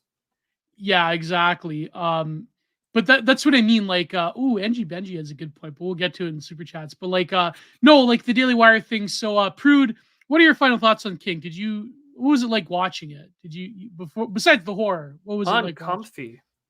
Did you have sympathy for some of them though? Probably. No. Like, oh god. Well, yes, obviously. On a human level, on a Christian human level, of course. On one hand, yeah, I'm sympathetic. And this is the thing, right? This is that, like, when we talk about quote unquote like hate facts, you know, like drug use, abuse, single parent households, like I'm sympathetic to the causes that led them down the lifestyle path that they are on. Mm-hmm. However, at the end of the day, are any of these people going to be very happy? No. Or did any of them find happiness in their life outside of maybe the intimate physical pleasures and the intimate moments that come out of those things? Maybe those limited experiences. Those are limited experiences. And they're not. I'm sympathetic in the fact that this is the path that they've chosen. Mm-hmm. And I'm sympathetic for the fact that that is the life that one lives. And there's more to life than just getting your rocks off, or the intimate moments being whipped and chained and the rest, and emailing people about finding this great intimate connection and calling someone dad. There's more to life than that. And so, yes, I have sympathy, but at the same time, you know, we also have got 20 plus years, 50 plus years, 100, 200 plus years of knowing the natural consequences of that lifestyle, those ideas. And yeah, it was 20 years ago. I can't believe it. So living in the fallout of KinK, or living in the fallout of these things, it's not that I'm so much as sympathetic. It's the fact that I've watched someone build a crucifix that they have crucified themselves to, but it's not in any homage to God or anything. It's to transgress and spit on him one more time. And you know, I pray for these people. It's really all I can say. It is. Yeah, it's sad, but at the same time, it's hard for me to rationalize any sort of further empathy than that, because you're going to double down. That's your life. Okay, cool. It gets really. You can't really reason people out of it either. Well, no, you're not going to reason people out of it. You're not going to argue people out of it. You're not going to. No. I mean, It's what so else? deeply ingrained in their complex that Well, you know yeah. what I mean. Yeah. Really, again, that's just why protecting the children is so important. Hmm. Not just like the children in schools with the trans question, but also just children in abusive homes and things like that. Because what are abused children most likely to become? You know. Hmm. So Very bad things. Yeah. I, that's where I'm at. Is that Mm. but hey, everyone's got Yeah. skeletons in their closet. I'm not one to judge in the sense that uh Oh yeah. I mean, I've met like trans people and things I like know that I know before. You plenty of know. trans Yeah. I'm people or not. gay people, and again, Well, even like the pronouns right, thing. It's like I don't know. Like if I don't personally I will agree be with it, but if respectful to the it's point where I'm not going to get fired from a job.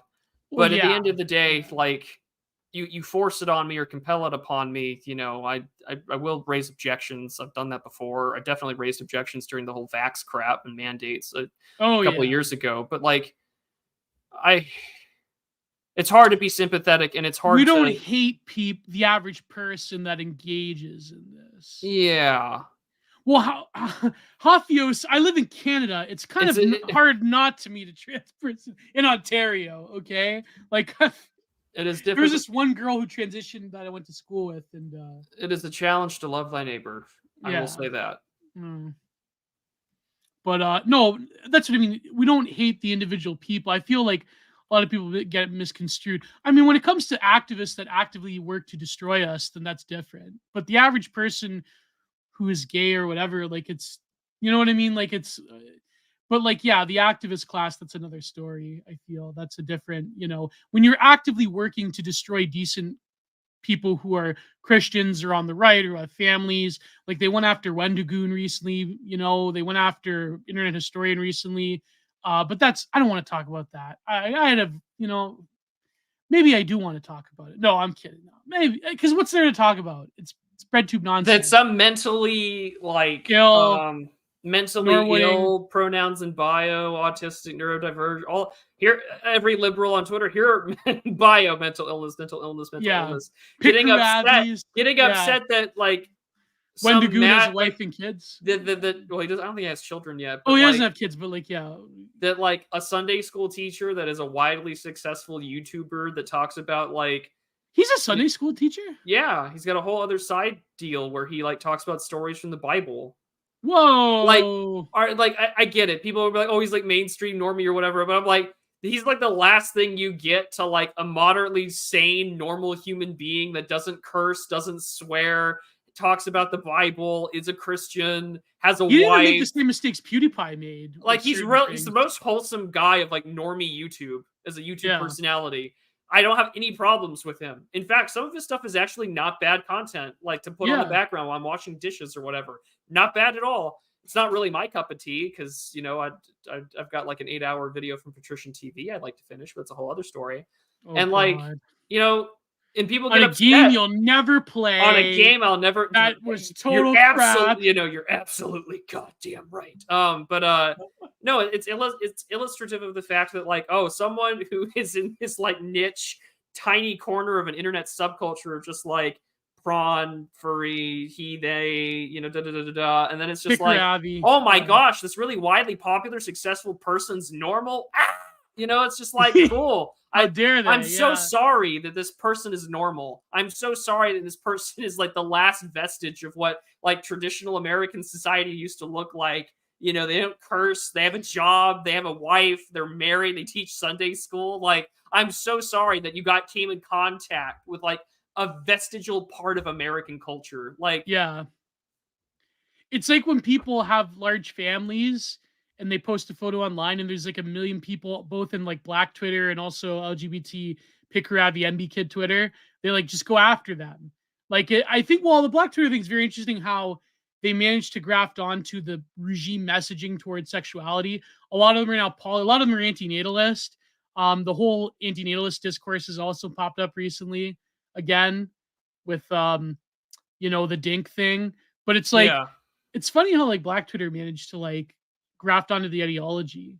It's very funny that way. I don't know why. Like and they have a very powerful hive mind. But anyways, that's neither here nor there.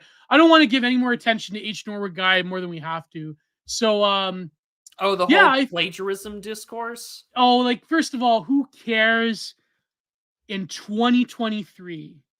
Who cares? Like, about a joke in Narnia in the closets or whatever.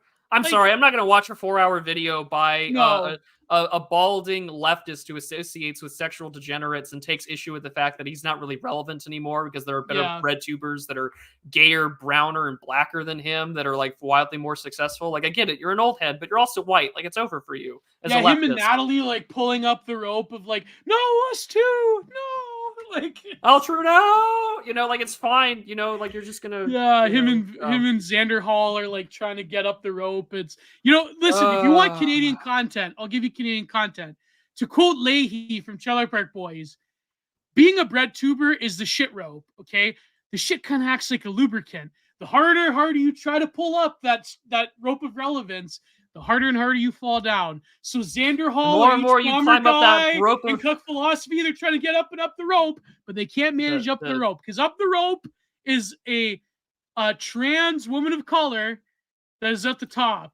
And you're the more and to, like, more you pull on that rope of relevance, the more and more you'll act yourself later with it. The shit kind of acts like a grease lubricant. Yeah. You hear that, Bubs? You hear that, Xander Hall? You hear that, H. Bomber guy? The winds of shit are coming for you. You know, the winds of shit. Did you ever watch Trailer Park Boys, Fruit? I've seen a few episodes and clips. It's not my... Yeah. The winds of shit are coming for you. That sounds like something Dave would say when talking about BreadTube. The winds of shit, they're coming your way. Yeah. I wonder if Dave's seen Trailer Park Boys. That'd be a great... he probably has. Yeah. But no, it's just... I don't care. It's hard to care about anything like that. Like, I don't watch this stuff. I don't participate in it. You know, like, I've listened to video game review people just be like, yeah, H. Bomber guy's a politics person. His video game takes are fucking awful. And it's just like, like, course. Great, cool. I'm not going to pay attention to him. I don't care. So he can go after someone who's like wildly successful more than him.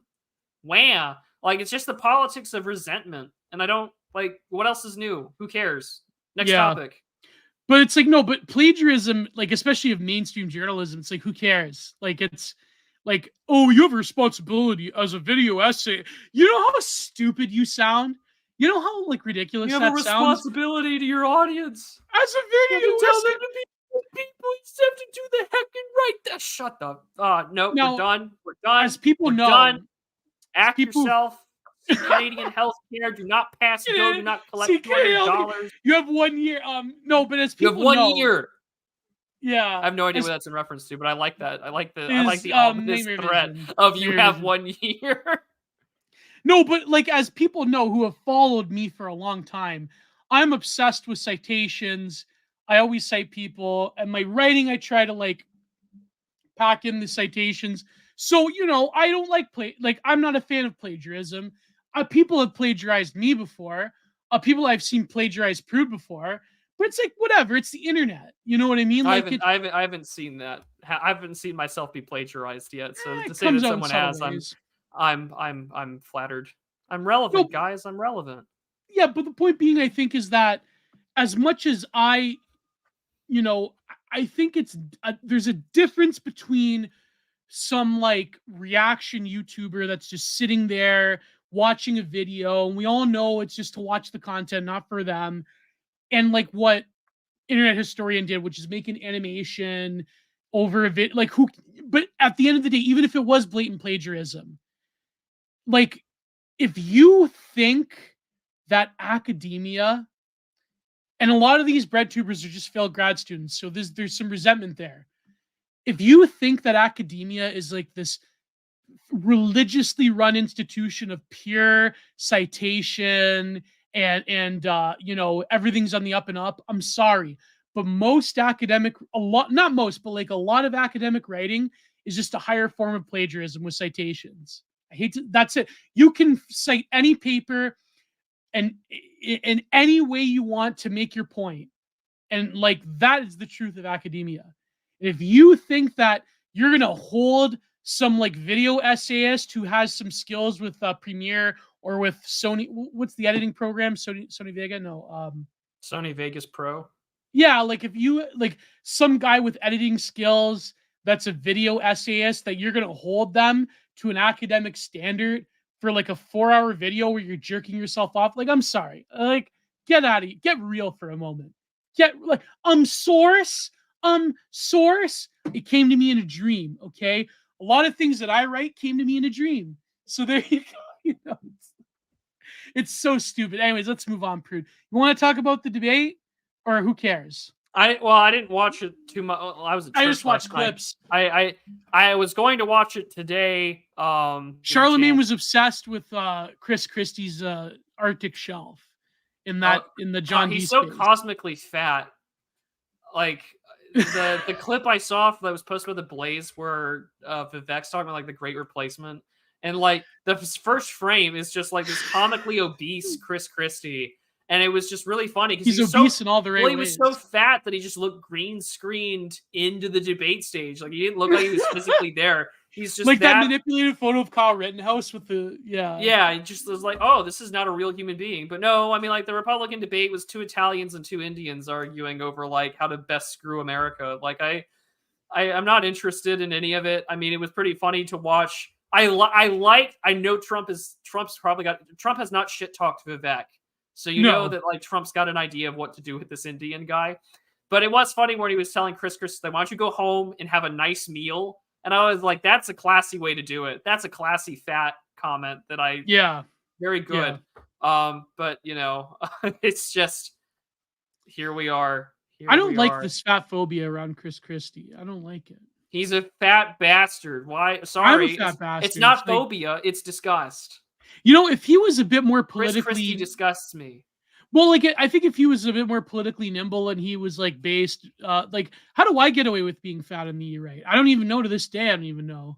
But, like, I think if Chris Christie was more politically aware, then maybe people wouldn't rag on him so much. But, like, certainly the leftoids would. But then, I don't know. Like, Chris Christie's just, like, a normie con. Like, he's not even a con. He's, like, what does he believe in? I don't even know what he believes in. He's besides his own, like, you know... He's a Republican construction from New contracts. Jersey, you know, like I don't know what he believes in. This politicians don't believe in anything. I feel like let's reiterate that point. I think Vivek Christie can't sell me the idea that he believes in anything. How the hell are you gonna like sell to like normie voters in Iowa or New Hampshire that Chris Christie believes in America? Like you don't. You're here to run because you hate Donald Trump and you want to like make yourself a little more relevant, get some money. Like it's the same thing with Nikki Haley. Like it's so nakedly transparent and ugly. Yeah. That like I know you don't believe in anything except maybe some weird, funky dispensationalism. But like, there's no belief here. Yeah. The only person on there that remotely believes in anything. There was no one on that stage that remotely believes in anything because Vivek doesn't remotely believe in anything. Well, Vivek is a complete whole other person from that woke Inc. book he wrote right before he decided to run for president. He's a creature of Silicon Valley, yeah. He's a creature of Silicon Valley. You know, he's a I think the reason Vivek vessel Trump has data to tell him to get into the cabinet. No, but like I think the fact that like Vivek can talk about like the great. Did you see that Van Jones clip?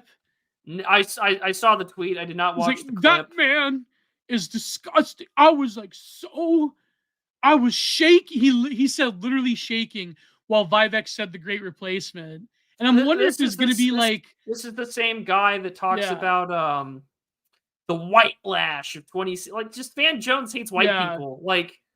You know what's funny? He talked to Alex Jones that one time. It feels so... This all feels so old. This all feels so tired and... I'm exhausted, man. Like... You know, what are you waiting for? I don't know, something to happen, I guess. I don't know. Do 20 body squats per cigarette. You know, dictators, I guess. I don't know. Yeah. That was another thing, the whole dictator on day one thing out of Trump. Oh, yeah, that one. Yeah, that was funny. That was the Atlantic. That was the, or what was that? What do you mean? He did some interview. I don't remember. I think it was with Sean Hannity. Oh, he's just like, I'm not going to be a dictator on day one. And I'm like, yep. Oh, yeah. So that's like the hermeneutics of suspicion that, well, here is Trump actually revealing it, you know? Like, well, there was this like really yeah. shitty like article from Axios where it's like, this is what Donald Trump's cabinet's gonna look like, and it's like sources say, sources close to the I'm like, no, so no Yeah, sources, like no no legitimate sources. articles or statements from the president or the former president that says X, Y, and Z. And it's just like Jamie Dimon of JP Morgan and Chase is gonna be like the Secretary of Treasury. I'm like, Jamie Dimon's like telling people to like support Nikki Haley lest we all die. Yeah. Like, what crack are you smoking? Yeah. I would Celebrity be or more suspicious. pizzazz, and it's like, cry me a river, just kill me already. No, like, I mean, I would be really suspicious if it was Jamie Dimon. That would be very, very bad. But like, no, that's not going to happen. Dangers of stakeholder capitalism. I Mm. don't know. No, but I think like, no, I was referring to the Atlantic one where it's like the like if Trump becomes president, it's like this journalist on extremism, this journalist on culture, this journalist on economics. I believe Tom Nichols was on like on economics and the new Trump administration. It's like, who cares, right? No, but Van Jones, he was like literally shaking while Vivek talked about the great replacement. I wonder the reason Vivek can do it is it because he's Indian, or is it because of like he really doesn't care? Got nothing to lose. He's nothing. Yeah, there's nothing to lose. He's wasting his own money, and it's like, who cares? Like, I think that's why Vivek can be a bit more like politically open and pander to the right wing, but at the same time, like he knows they're never going to vote for him. The average American is probably not going to vote for him. So he has nobody on that stage has a chance against Trump. I don't honestly know why Nikki Haley's still on the stage. Why Nimrata Haley is. I don't know why she's on the stage still. Nobody likes her. Who likes her? Money. Who is she? Well, money, but like other than that, like who? Like in terms of a voter base, like not even like women that vote Republican like her. So it's like, I mean, maybe I could be wrong. Probably not. You're probably right. I don't know. She's just there because donors like her. I don't know why. Like, is it because she's a woman or an Indian woman? I don't know. Like, it's. Well, I had said in personal conversation, I said this jokingly because I knew I had a gut feeling it would be true. I said the Republicans will elect a woman before the Democrats ever do. Yeah. I mean, like, just look at the Tories, and I'm like, that's the GOP for in a few years. Just like, yeah, we're gonna get our bait woman, and we're gonna do it. It's gonna be our bait. She's gonna be just like Margaret Thatcher. Braverman, who's just like, yeah, maybe Enoch Powell had a point about like the rivers of blood and immigration. No, Nikki Haley's just like, immigration now, immigration today, immigration forever, and more money for Israel. And I'm just like, this is the future of the Republican Didn't she want to like Continentals running the entire damn establishment? Oh my god. Didn't she say about like well, she's really big on censoring the internet, like even TikTok, about like, oh yeah, she rapidly changed 15 videos on TikTok makes you every 30 minutes on TikTok you get 17% more anti-Semitic. I want to know where that number came from. I want to know the number. I want to know the study. I want to read that because that sounds like it was just funny. It was just funny. I don't have anything else to say. Funny. Like, what a shit show. This is the state of the American quote unquote right. Yeah. But that's what I mean. Like the discourse we deserve. Yeah, like the discourse around Palestine is very like, I saw this photo. I believe it was over the Grand Canyon, or no, it was over San Francisco Bridge, where it was like the like you had like a trans person in a wheelchair. They're like protecting. They brought down the American flag and put up the Palestinian flag, right? And it's I don't think it was trans people or disabled people. It was like ethnics. No, they were ethnic, but there was also a disabled person and there was a trans person there too. So they were like guarding it like hand by hand, right? And I was thinking like the Nikki Haley is like talking about anti-Semitism, but it's coming from the left. But then it's like when people think of anti-Semitism, they think of like cartoonish neo-Austrian painter. They don't really think of like the Muslim Palestine activists. So it's like politically, you know what I mean? Like it's and it goes back to the whole point that I've made and Martin's been reiterating. Like, listen, like they don't view this as like a Zionist or like, well, they say Zionism, but like they view this as like a white settler colonialism thing. Yeah. Like this is unfortunately like this ethnic conflict that is going on in the Middle East is also part of our own ethnic squabbles here in North America, and they just Yeah. happen to have a great, you know, Well, like I kind of disagree with Martin in that one tweet because I agree in part with Martin, but at the same time, it's like saying that like people that support Israel are more pro-white is kind of. I think what Martin's point is that like I don't know, the man. That's majority kind of of a like bit too white, far. the majority of white evangelical Republican flyover voters are going to be more Oh supportive of yeah. Israel than they are there. That's Oh the yeah. point I think True. he's No, that's getting at. true. The, Yeah, the, but the, the, the main issue though is that for people that are like mainly like they don't, the only people that know that like for instance Jews aren't white are Jews playing Schrodinger's minority and like usually people on the far far right right white or supremacists. Marxists or Yeah, or Marxists. Marx. Yeah. Those are Yeah. really the only So three categories of people that will play a yeah. difference, at least in the mainstream. And so, yeah, a lot of people who are like pro Hamas or anti or you know pro Palestine, they view this as just like this is the thing against like you know colonialism and like white supremacy. And like for you and I, like that's kind of a funny thing to think about, but no, that's a genuine thought Yeah. process for them.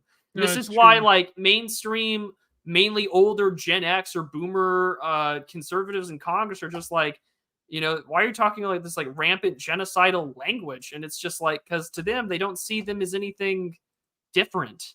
Mm-hmm.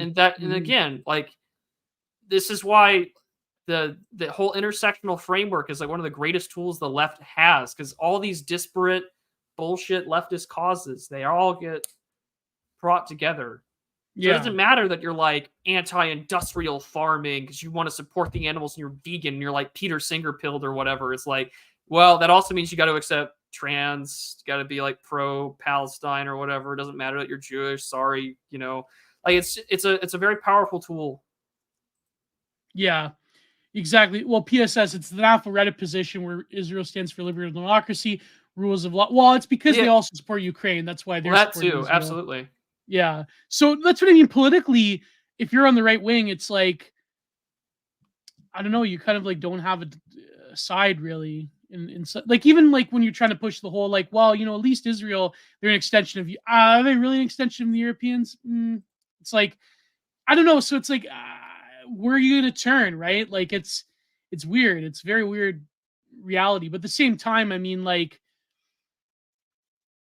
it's not that they have a point with the anti-white thing, but from the perspective of the average Palestinian activist, like European countries are supporting Israel, not the people, not us, certainly. The governments of Europe, of America, especially, and the West, they support Israel. So to them, it's like, well, that means like, you know, white civilization, patriarchy, colonialism supports Israel.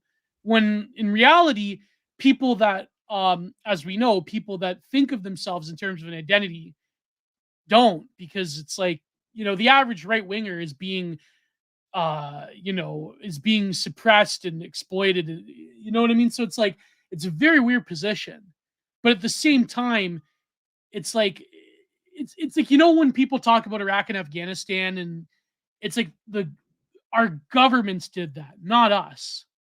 You know what I mean? Like there's a different, but to the average like leftoid, the average, especially third world immigrant leftoid, they don't find that as a difference, as a meaningful difference, because it's a revenge. It's like that one tweet with like 200,000 likes, where it's like some like Somali migrant to France that's saying like, you know what, it's a good thing that Paris is a shithole now, because that's a revenge for what the, you know, what French people did to Africa. It's like they're just stating it now. You know what I mean? So it's like it's a very complicated position, man. It's like, yeah, it's I don't know. But is there anything more from the debate, or is it No. who cares? None Trump's going to win the none- nomination. yeah. He's probably not going to win the presidency, my prediction, but you know. They're going to try their best to get him in prison before the general election. Yeah. And if you thought how Ron Paul got fucked over in 2012 looked bad at the convention, or how there was some like really interesting, you know, hey, you know, hey delegates, vote with your conscience. In the 2016 conventions, both Republican and Democrat, you ain't seen nothing yet. I have a gut feeling that this 2024 Republican National Convention is going to be ugly as hell. If they take it away from Trump, if they take it away from Trump, if they take it away from Trump, no nomination, one's gonna vote. Oh yeah. Oh, it'll be a bloodbath. It'll be okay if they manage to quote unquote fortify it, not in the general, in the nomination for Trump, and huge swaths of the country don't vote because of it. I mean, isn't that like a democracy? Isn't that kind of like a quote unquote demographic crisis? You know what I mean? I mean metaphorically, blah blah. I don't mean there's going to be physical violence. I mean metaphorically for quote unquote democracy in America. If people just don't show up to vote, man, that'd be pretty. Well, what do you think would happen, Prude? There would be. Why would I vote? Why would I care? Yeah. Don't you want to vote for Vivek, bro? No. It's I can't in good principle. Yeah. It's very weird. I don't know what else to really add there. I mean, it just to any of this. I mean, at the end of the day, you've got the whole dual income, no kids thing that was going around. Yeah, the dink thing. Again, who cares? I thought Ed Dutton said it best, congratulations, your genetic dead ends. And I was like, yeah, there you go. That's really all you have to add there. Yeah. I don't know. I agree, Alex. Pierre will probably win if there's another election. Everyone is just tired and desperate for something. Mm-hmm. And again, I think this goes back to the conversation of can you escape culture war? And it's the question I feel that everyone needs to be asking is what are you reading, and more importantly, what are you building? If you are building something, I hope it can last. I hope it's anti-fragile. So I don't know. Yeah. There's just a lot there, and we just spent an hour talking about a very queer television show. We've just spent an hour sort of finagling over how to make sense of the world. Yeah. And I feel there's just this genuine level of dissatisfaction. Yes. I don't know. Because we're millennials, that's probably why. I'm we are the dissatisfied generation. That's the problem. Is that in real life, I'm a pretty happy guy. Yeah. I live a pretty good life. Mm. And yet, because I do what I do on the internet, I feel I'm just constantly exposing myself to despair. What were you asking, Gio? I said, do you live a good life? Am I actually happy? Yeah, are you happy? Yeah. I think I'm pretty happy. Yeah. There are things to be happy about. There's things that need to be improved. I have reasons to live. Yeah. Man. Know. That's good. So, No, I'm happy with certain things, but there's things that just need improvement. That's my perspective. Yeah, no, I agree. I mean, there's always things that we can improve upon or work on. It's just, yeah. Yeah. I don't know if I wanted to talk about the Roger Eyre thing again. No, there's no point. Did you read the thing? The allegations or the warrant of the parent that he put on his Substack post or whatever. I saw what he had tweeted out. I read it, and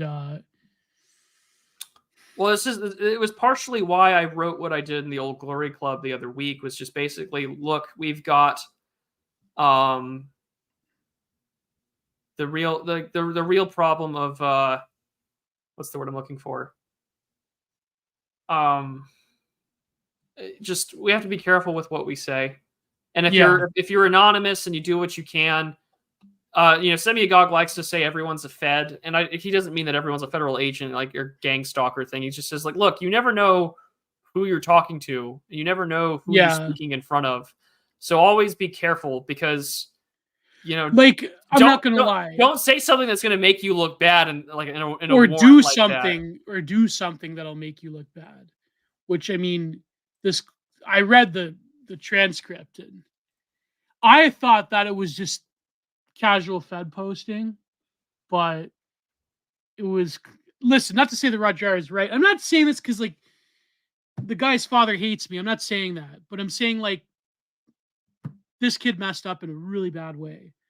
Yeah. And whether it's a failure of parenting or whatever, fine. It's like, but at the same time, like the way that Rod Dreher went about it was terrible. So it's like, Well, I don't know. he's done this before, He's done this and before. Yeah. we Yeah. already know what kind of master he serves, Yeah. and that's Yeah. fine. But at the same But, time, but like the stuff about like the kids taking photos of a Mason Lodge and yeah, don't do that. don't go like Don't in with a rifle. Don't. don't do that. Yeah, it's like But it's not good, man. it illustrates a couple of things, and I think that see when lefty bread tubers say like you have a obligation to your audience, you do. They're just You wrong kind of about do.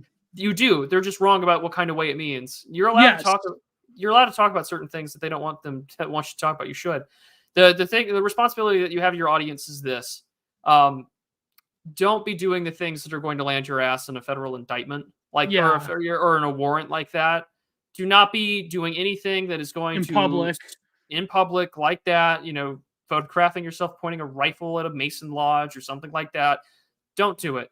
Do not be doing anything that is going to encourage a regime that is looking for any excuse to arrest make us you, look bad. imprison you, and kill you. Do not give them the casus belli. Do not give them that. Because anyone who knows how the criminal justice system works is just that it's you versus an institution with infinite resources to destroy you. Yeah. So even if you're laughing and you're talking about traditional neighborhood development, be very fucking careful. And if you have kids, I cannot stress that enough. If you have kids, and they're teenagers, you're afraid to lose. Yeah. No, I was gonna say if you have teenagers and you're imparting your values on them, make them at least be aware of like the fact that the Fed thing is real, and if someone's goading you into committing acts of public Fed posting, that's you should probably run. You should probably not communicate with that person anymore. And yeah. And so there's failures all around this. And not to say that Rod is vindicated though, but I don't know. Like, I mean, I even have doubts of the whole like Netter thing too, right? Because like, I don't know. There's some pretty hairy characters that I don't know. don't pickpocket. Don't mention the fucking stupid meme thing. That might get me in trouble if you mention the fucking stupid tagline bullshit. Fuck. They busted some like Fight Club that was an Austrian painter fan recently. I read this Vice article, and just to make it public, I have no affiliation here with any group in Canada. Just to make it totally transparent, I don't know anybody. But no, I don't know, Prude. I have issues with that other thing. I don't know if you do, but like I understand like what Haywood means, but I think that I don't know. In some ways, you got to factor in people that are actually crazy. You know what I mean? That are willing to like be as unoptical as possible. So it's like not to counter signal. It's just that in principle, Netter is good. We should handle our own business and not, you know what I mean? But at the same time, like, I mean, I don't know, man. When someone's like Fed posting in real life, it's kind of like, I don't know, man. There's a fine line there. You know when someone's to disavow, and scripture as well as some of the early letters of like Clement and Saint Ignatius are like, look, if someone's causing shit and discord, try to fix the issue. If you can't fix the issue, then you should denounce, or get out, exactly, exactly. No one, don't go out of your wait. Where is it? Don't go out of your way to denounce. Yeah, it's true. But do not publicly and pharisaical go out into the street posting and ringing saying, look how evil these people are, and it's just like, like Rod Dreher. You're better than that, I think. But at the same time, there are certain people that you probably should disassociate with if they're like risking your own livelihood and life by getting the law involved in what you're doing. That is the difference, I feel. Don't make a big spectacle out of it, but also like calmly sort of divest yourself from people that might be dangerous. That's probably the best principle. Yeah. And it sucks to be in this position. We're out of power. I mean, this is the problem with the right wing, is that, our values used to be of the norm, at least partially. And now when you see that, yeah, but yeah. Well, it's like the left would say, equality looks like oppression from the position of power. What's that phrase they use? Equality looks like oppression from, but no, they're saying they're being very open now. No, they want to oppress you. It's like that Mystery Grove quote. Sure, they want more money from public coffers, but what they really want is to redact you. Oh man. But anyways, what else recently happened? Norman Lear died. R.I.P. Bozo. I don't particularly care. No, what else happened recently? There's got to be some news item we're missing. I don't know. I'm sure that there is, but at the end of the day, I don't know, man. I don't know. I'm kind of done. You're kind of done? It's only been 2 hours. Do people give Gio money? Some people give Gio money. We can talk about those. Yeah, you can send PayPal towards me if you don't want YouTube to take a cut. Oh boy. Yeah, but you want to go into the super chats? Yeah, let's do that, Gio. I'll be on the OGC later this evening with Charles Haywood, so a break in between it would be good. I just don't know what else to really add here. I feel as if we've gotten to some of the roots of our problems at the end of the day, and the problem can be, can you build? And the problem can be, can you come back to the sort of resiliency of making sense of things? Yeah. And I feel like we need a white pill episode next week. We need to do something good. We'll come up with something. We'll come up with something, yeah. But that's what I mean, yeah. The resiliency, I think the mental resiliency has to be there. And you really have, and so, yeah, so you need to find a way to put on your psychic shield in a way. You know what I mean? Yeah. Yeah. And speaking of which, this is the first super chat. This is from the PayPal the armor of God. The PayPal link is below for if you don't want to give YouTube money. And next week I will get Entropy. I have Entropy. Just have to email Prudentialist to tell me what to do with setting it up. So we'll see what happens. So this is from Elizabeth for $3.90. Prude's icon maxing for protection from this BS. Oh, well, I usually have the back. I've rearranged the room. I've done a lot of winter cleaning, but usually when I do like a virtual interview or a meeting or a virtual meeting at work, I have the back actually filtered out so people don't see the room. But I didn't do that. You want them seeing the icons? No, I don't want them. Well, no, I don't want them seeing what my room looks like at work. I see. Which is funny because I do this crap all the time. But like, I didn't do it once for this job interview that I applied for, and this woman kind of gave me like a wide-eyed, crazy look, like, "Oh my god, this man's a religious extremist." And like, first of all, yes, but second of all, no. And I'm actually going to get rid of that table stand. I'm building out of some 2x4s an analloy so I can put up my books and things when I read and pray. But that's a personal project. I'll post that later as I work on it. What's the next one, Gio? I can't believe it. What happened to the star system? They got rid of it? The what system? The star for the super chats? Oh, that's odd. That's odd. I don't see it. Oh, that's weird. How come I don't have it? I don't understand. Oh, we got to do that scrolling thing now. I have to scroll up. Yeah, now I got to scroll up. So I can't believe it. What happened? Is it just like a glitch, or is StreamYard bugging? I don't know. Like, it's never done this before. So I can't believe, I hate that scrolling up. Maybe you have to like pay for the premium, the even more premium one. You have to do that. Did they take away the star from the lowest one you pay for? I hate that. I have no idea. I'll see. Hope not. I hope not. Yeah, but because you pay for the higher one, right?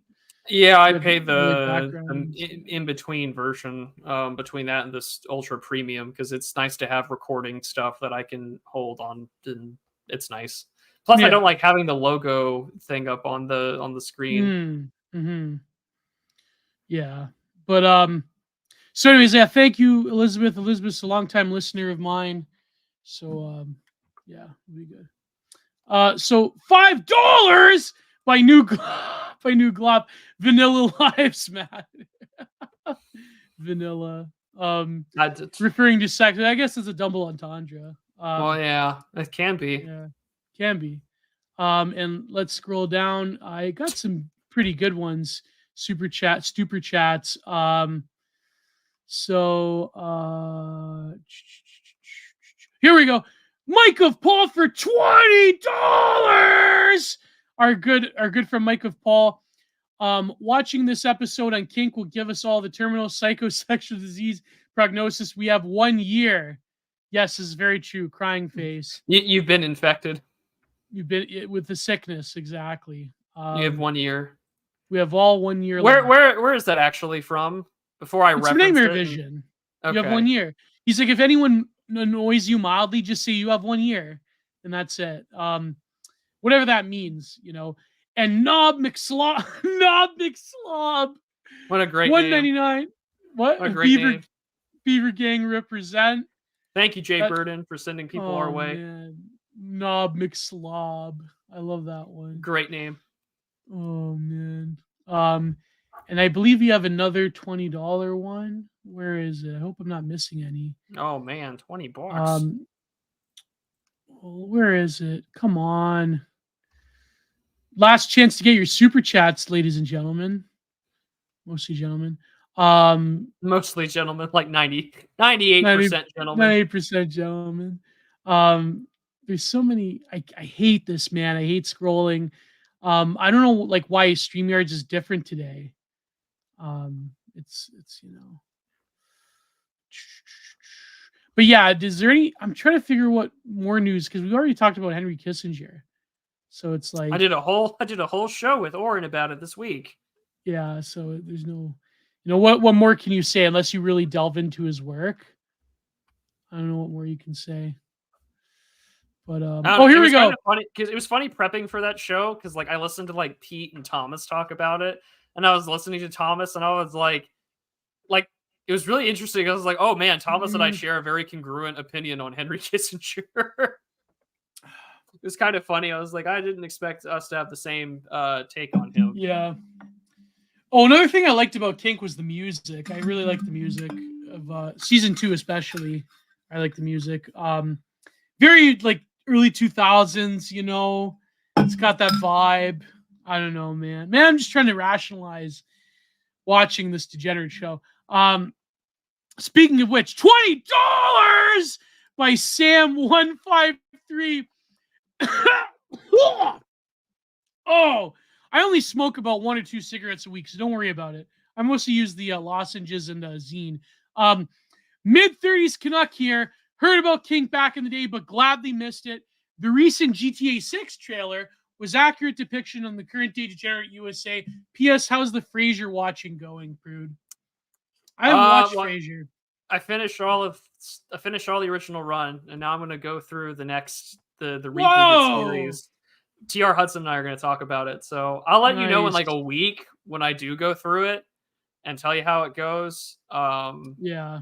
TR Hudson's already finished it for me, but he's told me it's not. He thinks it's not as bad as my fears are. So maybe there's some hope, but I'm not holding my breath. Plus, like Kelsey Grammer's in the news again because like Kelsey Grammer's always been a conservative right winger. Like he's he's anti-abortion, pro-gun, pro-Trump. Like I just expect whoever's writing the show is like going to do a great humiliation ritual on a character that I really love. But who knows? Well, someone said, Prude, on Twitter that conservatives are trying to like make this thing that Frasier was trad or whatever, but Frasier was still a typical like 90s liberal show. Just because Kelsey Grammer is like based, that were Well, kind of like Kelsey, I mean, like justifying it. we were also making fun of like white high society, you know, Yeah, like and yeah. the things that, but there was also things like slut shaming and Oh you know, yeah. sort of these like, oh, confirmed bachelor, the sort of '90s Miles was kind of like an homophobia. incel.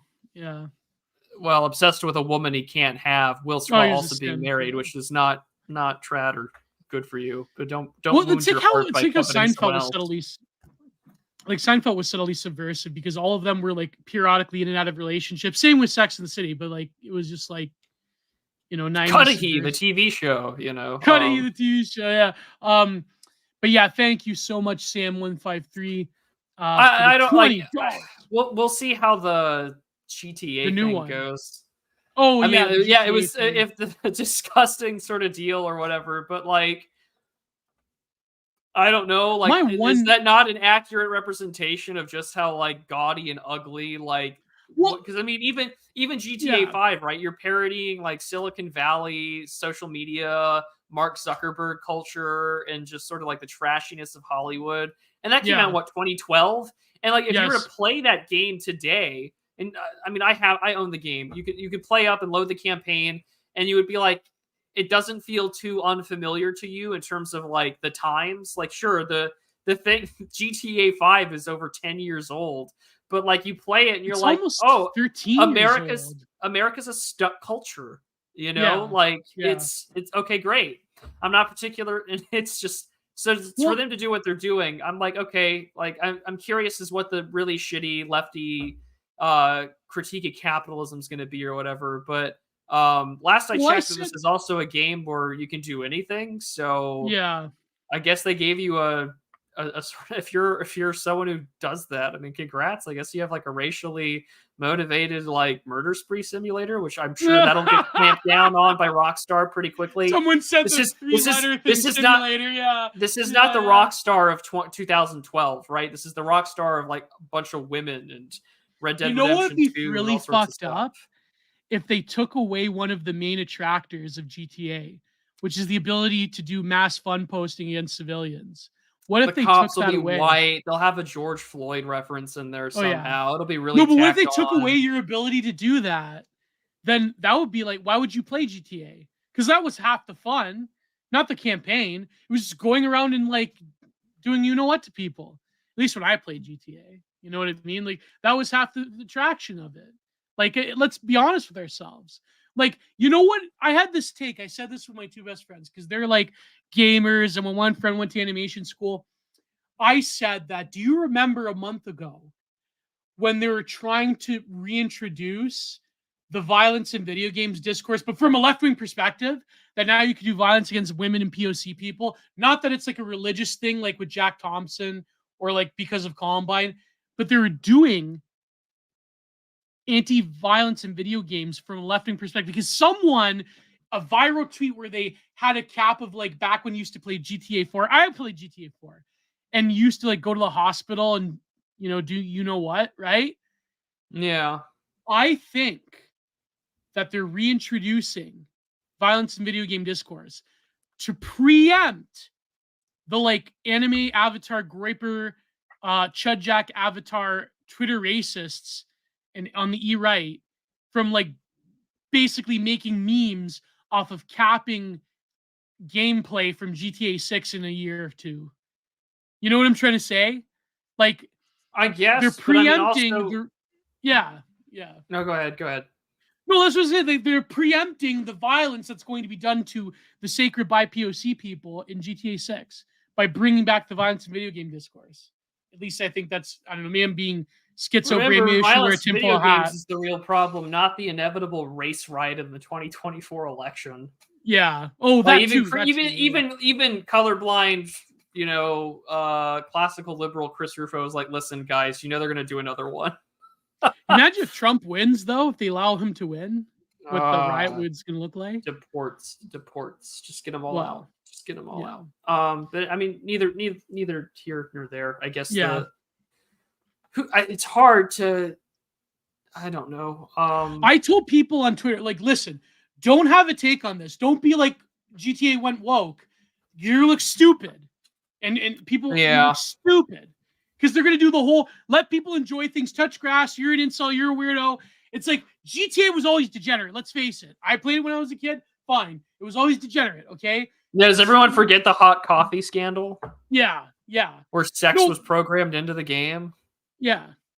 No, but it's like what my friend said, my follower said on Twitter. He said, like video games were appealing as art forms because they were video games. But now you have this hyper, like this like turbo realistic rendering where it's and I said, it's basically what Bojer said, where it's the real simulating the real. That's what GTA is. GTA was beautiful. It was transgressive, it was degenerate, but it also had like a social commentary because it was like a hyper reification of what reality was like, especially in those time periods. But now they're just giving you the real. It's like every other video game. It's like, who cares? That's why. That's why AAA video games suck now. We're so we want our hyper realistic, immersive, like, oh my gosh, it's just like real life. Well, real life's ugly. Yeah. I'm gonna go play a game from 2003 now, so I can forget about the fact that, like, joggers or whatever. It's whatever. But it was like it was like genre painting. It wasn't real. It was a painting. Yeah. It was mythology as well. But then by the time you get to photorealism, it was over. It's like that's what video games are. Photorealism. It's like, okay. Palladium Magazine, issue 12, featuring Grimes. It's over. Really? So, they have me blocked for some reason. Retweeted by Dominic Cummings. I'm fucking dead. My god. It's over. What's the next super chat, Gio? I can't say. I like Grimes, though. I don't like her music. Her music is all right, but like, she's all right, I guess. She's pretty innocent. I don't know. I mean, she's obsessed with the transhumanist crap, but like, whatever. We all, all of us want to be post-humanists in some regard, I feel. We live in a post-human age. So, yeah. I like being not all of us, but So, subject to change by $9.99. I've never heard of KinK, but the way it described reminds me of real sex on HBO broadcasting potential fetishes to the US. Can't find it anywhere online today, and HBO doesn't acknowledge it. Yeah, that's true. They had to retcon that show. Same with KinK. You really can't find it online, apart from a few clips here and there. Thanks, Gio. Did you remember that show, Prude? Real Sex, or no? It was MTV. No. Or was it HBO? It was HBO. Was it? I'm Googling it now. Real Sex. Yeah, it was good. Yeah, I remember that show back in the day. Real Sex. Yeah, production of 1990 to 2009. Yeah, no, I didn't. I didn't grow up with HBO. I didn't grow up with HBO, man. Like, what the hell? I didn't watch The Sopranos until like the last 3 years. It ran for that long, 1990 2009. That's what it says. Documentary series. Wow. Is what IMDb says. What does it say here? I wonder if you could find it somewhere. HBO 1990. Oh well, because it didn't really have that many episodes. It just came back and forth. It had a long. Oh, I see. It doesn't matter. It also had a spin-off series. Doesn't matter. Didn't watch it. Didn't grow up with it. I'm good. I'm all right. KinK's a better series. I don't know how you can quantify. Oh my god, Prude's he's really feeling it. He's reeling. But anyways, $5 by NG Benji, our good friend NG Benji. Gio, you should make a stream about mistakes right wingers commit when they start to produce art. E.g. the Daily Wire conservative movies and stuff. Yeah, I mean, we did a bit of that. You should do that. I mean, we should do the Daily Wire movies, but I mean, like I think that isn't the key issue just to be like, don't whack me over the head with politics. Yeah, that's the key issue. Don't make story. Cringe. Yeah. I didn't know. I thought Megyn Kelly was a libtard, but Megyn Kelly, she's a centrist. Like, she's not a total libtard. It's just that because Megyn Kelly's on this animated show for the Daily Wire. It's like a high school nonsense. I don't know. They got a base black man. They got Megyn Kelly. They got Candace Owens on this thing. Did you see that? They got Candace Owens to do a show. No. Oh my god. Knob McSlob for $1.99 again. I heard Chris Christie got bribed in hot dogs. Well, that's true. So true. I'm in a bit of a crossroads because tonight it's both the Leafs game and our good friend Christopher Sandbatch is doing a Twitter stream, doing a Twitter space on the Tavistock group. So yes, I'm kind of on a crossroads here what to watch. But anyways, our good friend Jake Lloyd for $5. Thank you, sir. Great advice. Sad that DR has to suffer so much to learn these lessons. Yeah. Oh, the dissident right. I thought you meant Digital Archipelago for a minute, but I thought, well, we are suffering. That but yeah, too. The DR, that too. But yeah, the DR has to learn these lessons. Anyways, thank you, our good friend Jake Lloyd. Mike Oxlong for $4.99. Low effort, positive sentiment. Great stream. Was there like a single positive sentiment in this whole stream? Maybe. Not really. Maybe next week we'll have a movie review or something. We'll we gotta find something that's a white pill, Prude. We gotta find something. We can't have continuous black pills every episode. But then some political crisis will probably happen between now and next week that we'll have to be forced to talk about it. Yeah. We'll see. That's why I love you, big guy. Anyways. 199 by Brett Taylor. Brett Taylor, a good friend. You have 1 year hot dog. I like hot dog. People give hot dog, like, listen, I understand the sodium and the nitrates, but, hot dogs are a good source of protein, Do you like hot dogs, Prude? Yeah. Yeah. If like they're made, more. barbecued. Yeah, Anyways, for 199 by Cody Browning, our good friend Cody Browning, Gio777, the Canuck, walks alone. He is a rake, no leaf. I am all rake, no leaf. I should say that. I should put that somewhere. All rake, no leaf. Anyways. Let's see if there's any more super chats. Oh man, these comments. I like someone's been replying to like the show on Twitter, Miami Virtue, and he's just like, black pills are over. We're moving on to the next phase, Vanta black pills. Quirks black pills, yeah. Chocolate starfish in the hot dog flavored water. It's okay, yeah, okay. I understand it's mostly fat or whatever, but like Chirac hot dogs is the best hot dog. Chicago has pretty good hot dogs, I guess. I'm not sold on the deep dish pizza, but it's void pilled. We are void pilled, Vingol. But please watch that Twitter space. It's gonna be a good one with Christopher Sambach. And I don't know, we're due for a Night Owls too, but hopefully it's not all three in the same night, because Oh yeah, here we go. Brett Taylor for $4.99. The wine bar is a great place for sensitive young men to meet women, many girls next door. That's very true. Stefan and KinK, he did remind me of No, I'm not going to say that. He was a different kind of sensitive young man, Among all those Alberta farm boys, being an eccentric, effeminate boy is kind of sucked back then, Yeah. But, even Alberta has pride parades. Yeah. So, we live in a global pride parade. But anyways, this has been a great. Gay. This has been a great episode of the Digital Archipelago. We finally got through the long-awaited KinK episode. We finally did it. I hope you're proud of yourselves. So, but don't be too prideful, because pride cometh before the fall. So this has been great. Thank you all. And are you ready for that Creed tour, Gio? Oh, is Creed gonna tour? I might go see Creed. Oh wow. I wonder if they're gonna I might go and see Creed. But anyways, this has been great.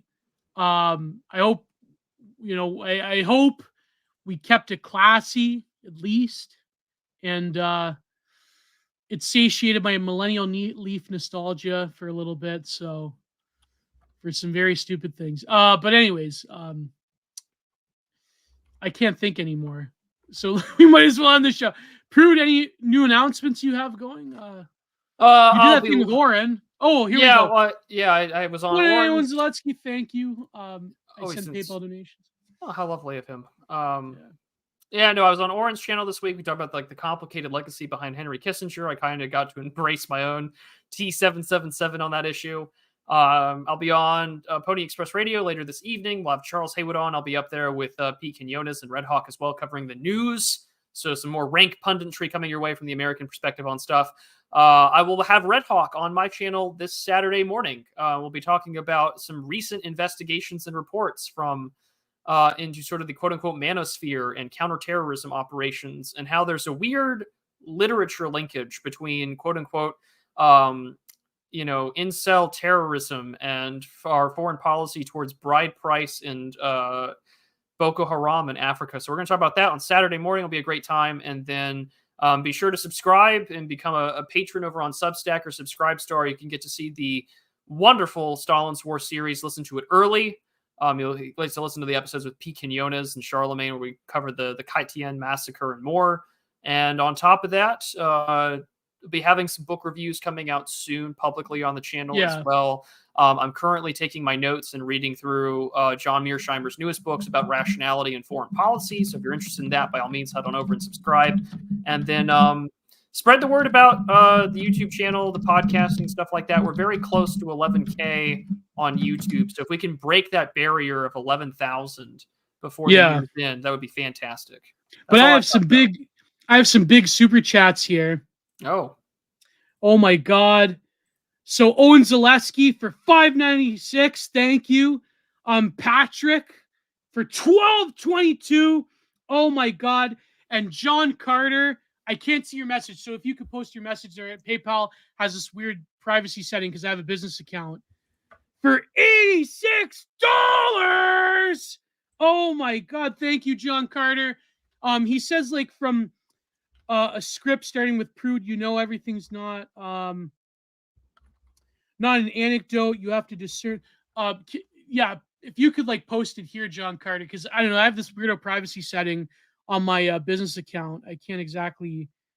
I said view message. It says where is it? Show story, view message. Oh man, so if John, if you could just post it before we, let's see. Wow. But thank you so much, man. That's amazing. Yeah. Wow, $89, $90. That's nice. But he had this like thing for a script. I don't know. I can't believe my PayPal because of this, I don't know, privacy setting or whatever. Let's see. PayPal message. Yeah, I don't know why I can't read the message. Anyways, all the more reason to set up your fucking entropy, Gio. I know, but I like the PayPal's too, let's see. Yeah, I don't know why I can't read it. It's not letting me. Sent to your MSN.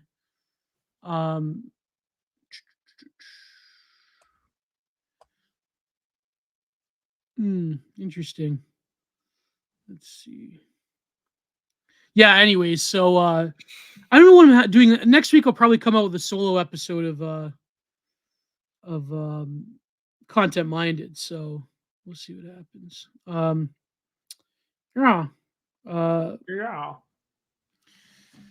Anyways, yes, I have entropy. I just have to sign up for it. So, it's going to be so disappointing after this. I'm disappointed right now. No, but I mean, where did you send it, John Carter? Just type it out here. Just type it out in the comments, John Carter. Come on. Like, just make it easy. Send it out. End my misery. Come on. Send the message. So here's Owen Zaleski's. Hello, gents. I hope you're well. Glad to hear Gio is finally getting entropy. Did any of you catch the Food Shop / Dave Talk this week? Interesting stuff. Good to hear. Oh, yeah. I watched a bit of it where he's being interviewed by a trans person. Oh, I watched... Yeah. Did Dave do 2 of them?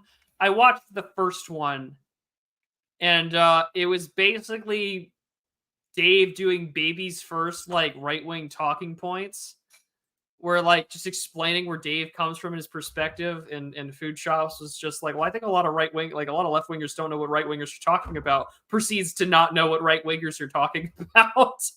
Yeah. So yeah, it was particularly interesting. But again, Dave has the patience of a saint, so God bless him. If he did a second talk with Food Shops, I don't know if I'll watch it. But I did watch the first one, and it was particularly... it was interesting to see somebody in the sort of like ambient purple lighting just on the phone, not really being respectful to your guest. Like, if you're going to interview somebody, even if it's someone you disagree with, like, why don't you give them your attention? Yeah. I don't know. Like, if I were to go on there, I'd be like, listen, you're on your phone, you're not answering, you're kind of like, just like. But again, it's a whole different person. I would have to be respectful, but I don't have Dave's patience. Yeah. Unfortunately, that is something that I constantly work on in my real life is his patience. But yeah, it was a kind of boring interview. I don't know. It really was. I know I'm usually anti listening to things on 2x speed, but I listened to that one on 2x speed. Yeah. Yeah, it is the patience with that King Crocodile. Oh man, that crocodile. I felt kind of vindicated on that because I was like, listen, you two are going to have a discussion. You're going to talk right past each other, and then you're going to act on Twitter or keep going back and forth on Twitter. But King Crocoduck is more likely to call you a bigot or an anti-Semite, and I completely vindicated on that one. Feel good. Did he call Dave an anti-Semite? No, but he just calls him dumb, or like he just calls his takes. Like, it's just the chatbot resets, Yeah. Like, they forget what you argued about the very next day. It's like talking to Will Call Pistons. So true. Yeah. I love calling him that for some reason. But anyways, John Carter, maybe we'll read it next week on the Digital Archipelago. If you could send it to me on Telegram, because he had like this long thing. It was about a script. I don't know. So we'll see. But yeah, so next week, probably a solo episode of Content Minded. And we'll see what happens. I do want to get back to. Oh wait, did you send it via Telegram? Where did you send it, John Carter? Oh, let me see. John Carter message. Where is it? Okay. Oh my God, we have it. Okay. Script starring with Prudentialist. Quote: everything is not an anecdote. You have to discriminate. You choose topics that are funny or mildly amusing or white pilling. You're a miracle. Your stories have none of that.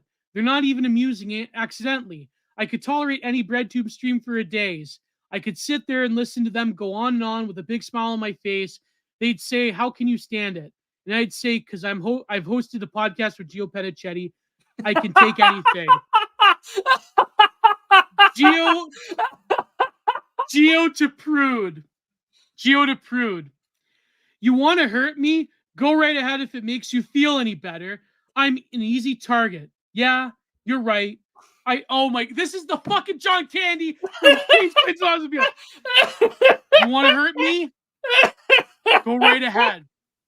If it makes you feel any better. I'm an easy target. Yeah, you're right. I talk too much. I also listen too much. I could be cold-hearted cynic like you. But I don't like to hurt people's feelings. Well, you think what you want about me? I'm not changing. I like me. My Art Ho GF likes me. My subscribers like me. Because I'm the real article. What you see is what you get.